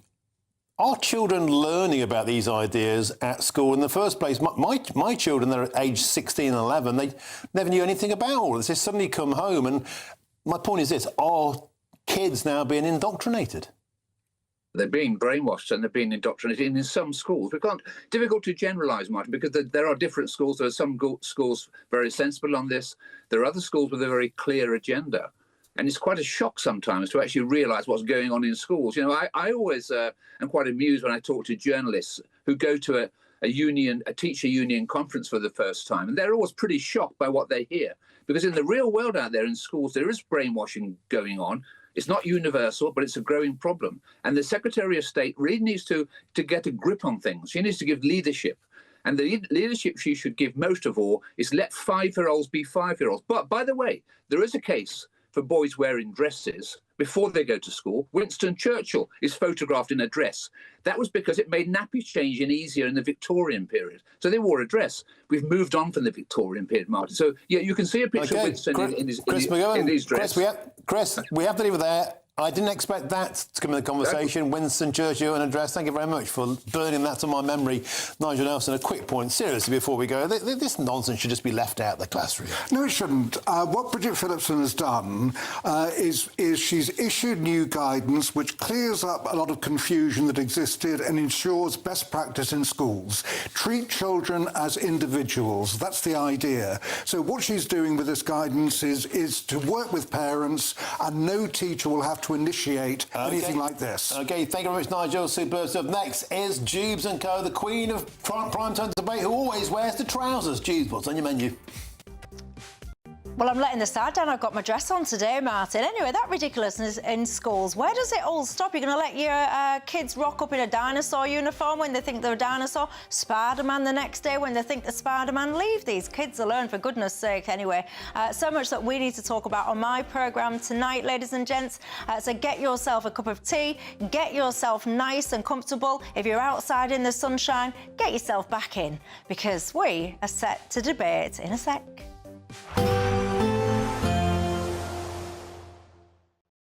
Today, clouds overhead, totals within. Boxed Solar sponsors the weather on GB News. Afternoon. Yes, it's time for your latest weather update from the Met Office here on GB News. Pretty mild out there in places. Tomorrow, still fairly mild, especially across the southeast, but not quite the same temperatures that we've seen today. Further west, it's been quite wet today, in Western Scotland especially. The rain continuing here on and off through the night, and we'll see further showers over northern England, Wales and southern Scotland, along with Northern Ireland during the night too. But much of eastern England will stay dry. There'll be some lengthy clear spells, but with the air wafting up from the south, it's not going to be a cold night. Temperatures in many towns and cities staying in double digits. A largely dry start to Thursday, but many places won't stay that way. Still the odd shower in the morning over parts of northern England and Wales. Should have some brightness over parts of eastern England, but it won't be as warm and sunny here tomorrow as it has been today. Certainly further west, there'll be a thickening cloud and some outbreaks of rain, initially fairly patchy, but some heavier rain likely to push into Northern Ireland and Western Scotland during the morning. So, as I said, after a largely dry start, it will be turning wetter and windier. The winds getting quite gusty at times through Thursday as they bring in this zone of wet weather, creeping into northwest England and West Wales by lunchtime, and then spreading over northern England towards the Midlands and most of Wales into the southwest of England by the middle of the afternoon. East Anglia in the southeast may well stay dry and quite bright, and here we'll have the highest temperatures, 14, even 15 with some brightness, but those numbers down on today's values and feeling cooler with the breeze. It remains pretty gusty into Friday, especially so in the south, and there'll be further outbreaks of rain. Difficult to pin down exactly where will be wettest on Friday, but that rain does need watching as we go through the course of Friday. Temperature-wise, again though, on the mild side with a bit of brightness, those numbers likely to creep into the teens, turning a little cooler though across northern parts of Scotland and feeling fresher in the south once more because of the wind. Today, clouds overhead, total zen within. Box Solar sponsors the weather on GB News. Thank you for making us Britain's #1 news channel. Together, we have built something truly extraordinary.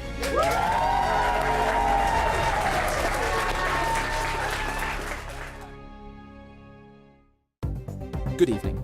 This is the latest AI travel news from GBnews.com. On the A90 northbound at Glendowick, a road traffic incident is partially blocking the carriageway. On the M4 westbound, expect slow-moving queues between junction 42 at Earlswood and junction 43 at Landarcy. In Greater Manchester, the A628 westbound is congested between the A6024 and the A57, with delays of around 20 minutes. In Norfolk, the A47 westbound is closed between the A1065 and the A10 after a crash. And on the trains, Avanti West Coast has minor delays. While Greater Anglia reports disruption through Tottenham Hale. For more travel news, go to gbnews.com.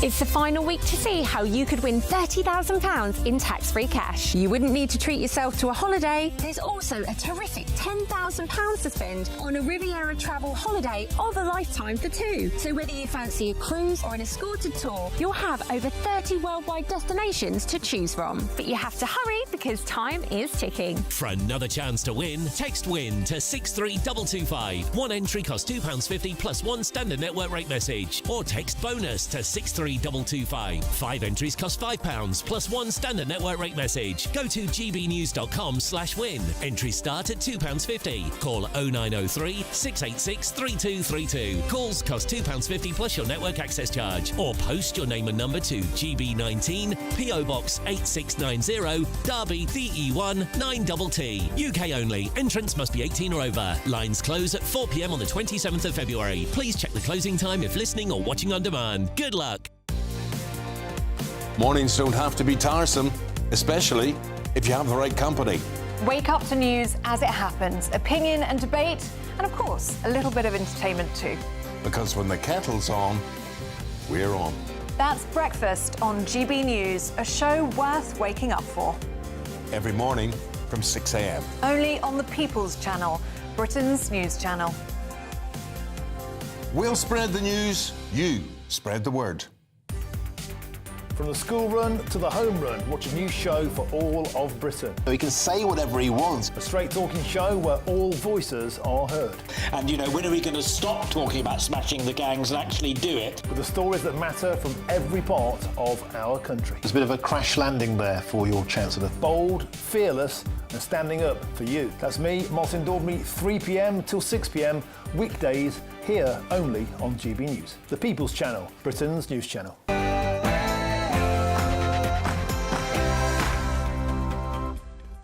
Hello there, it's 6 o'clock. I'm Michelle Dewberry and this is Dubes & Kerr. We've got some good news for once to start the programme, ladies and gents. We like that. Energy bills are coming down. Let's have a look at it though. You can tell me, is it going fast enough or not?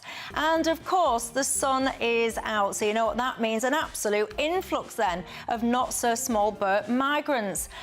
Who would have thought it, eh? Also, one council is now offering you up to £600 per month if you will house one of these people in your spare room. Is this a good idea or not?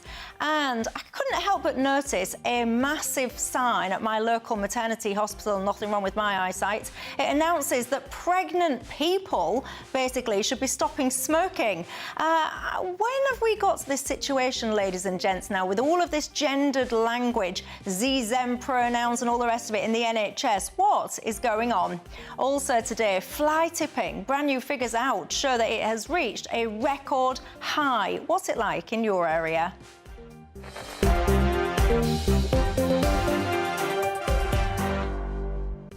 All of that and lots more keeping me company in my panel tonight. So I've got the Conservative peer and former MEP, Baroness Jacqueline Foster. Alongside her, I've got the Labour MP, Jeevan Sander. But before we get stuck in, let's cross and give you your 6 o'clock news headlines.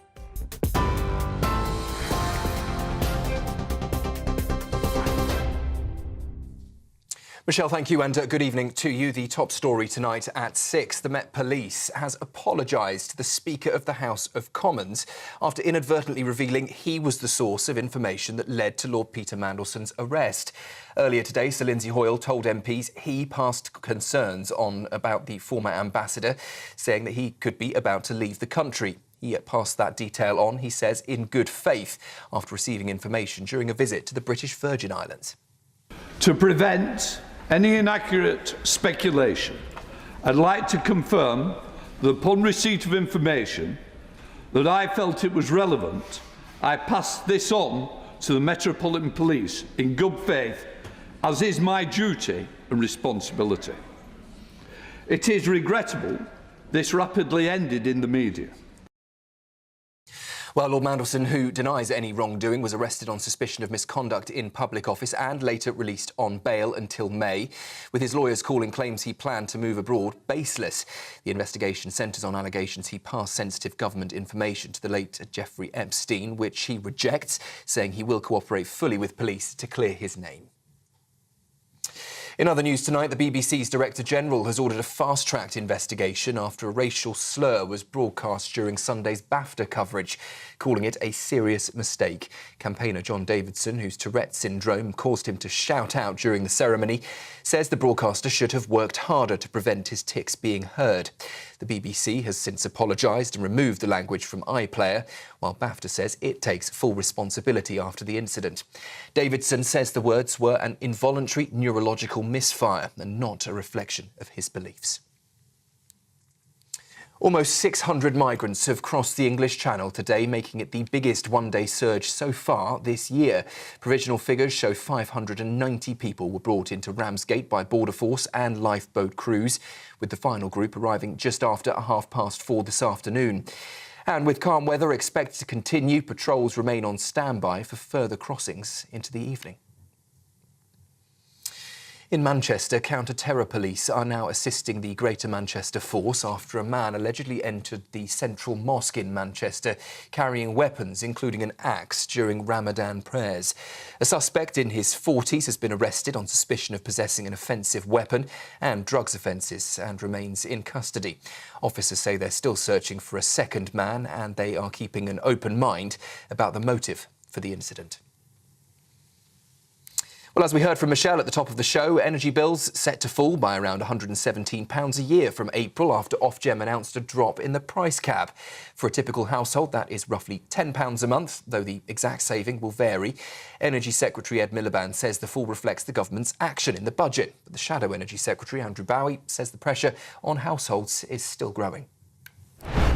But this is actually devastating for Ed Miliband and Rachel Reeves. Despite all of the efforts they've made, their sleight of hand, increasing taxes to pay for a slight reduction in bills, we're still £70 worse off in our energy bills than we were in July 2024. And all the experts predict that bills are going to continue to rise for the rest of this year. So this promise that Ed Miliband gave us during the election of reducing bills by £300 looks even more unlikely by the day, despite their best efforts to try and cover up what is a nonsensical approach to energy in this country. And it is absolutely my favourite story of the day so far, a rare royal bear moment at Windsor Castle. The Queen has met Paddington Bear at a star-studded reception for the BBC's 500 Words competition. Hello, Paddington. Very nice to meet you. Thank you very much for coming. All the way from you. Very kind. You're going to give all your marmalade sandwiches to all these children. Well, Queen Camilla asked the famous marmalade lover if she could share one of his sandwiches, with the blue duffel coat wearing guest giving an enthusiastic thumbs up. And treats later served to children beneath red hats. I've had too much marmalade myself. More than 46,000 young writers entered this year's contest, with winners to be announced on the 6th of March. And that encounter, of course, echoes the late Queen Elizabeth's famous sketch with Paddington 2, showing the royal love of marmalade is still going strong. Treats, it said, treats. Those are the latest headlines for now. Now it's back to Michelle. For all the latest from GB News whilst you're on the go, get the GB News app. Scan the QR code now to download or visit gbnews.com/app.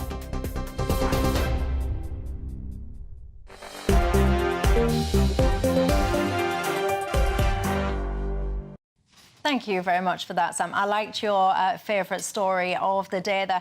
My favourite story of the day is the names that some school kids in Merseyside have come up with for bin collection trucks. They've really made me giggle today. Later on at the end of the programme, I'll be talking to you about fly tipping, so I might bring them up there, because we all need a little bit of a chuckle every now and again, don't we, ladies and gents? Anyway, hello.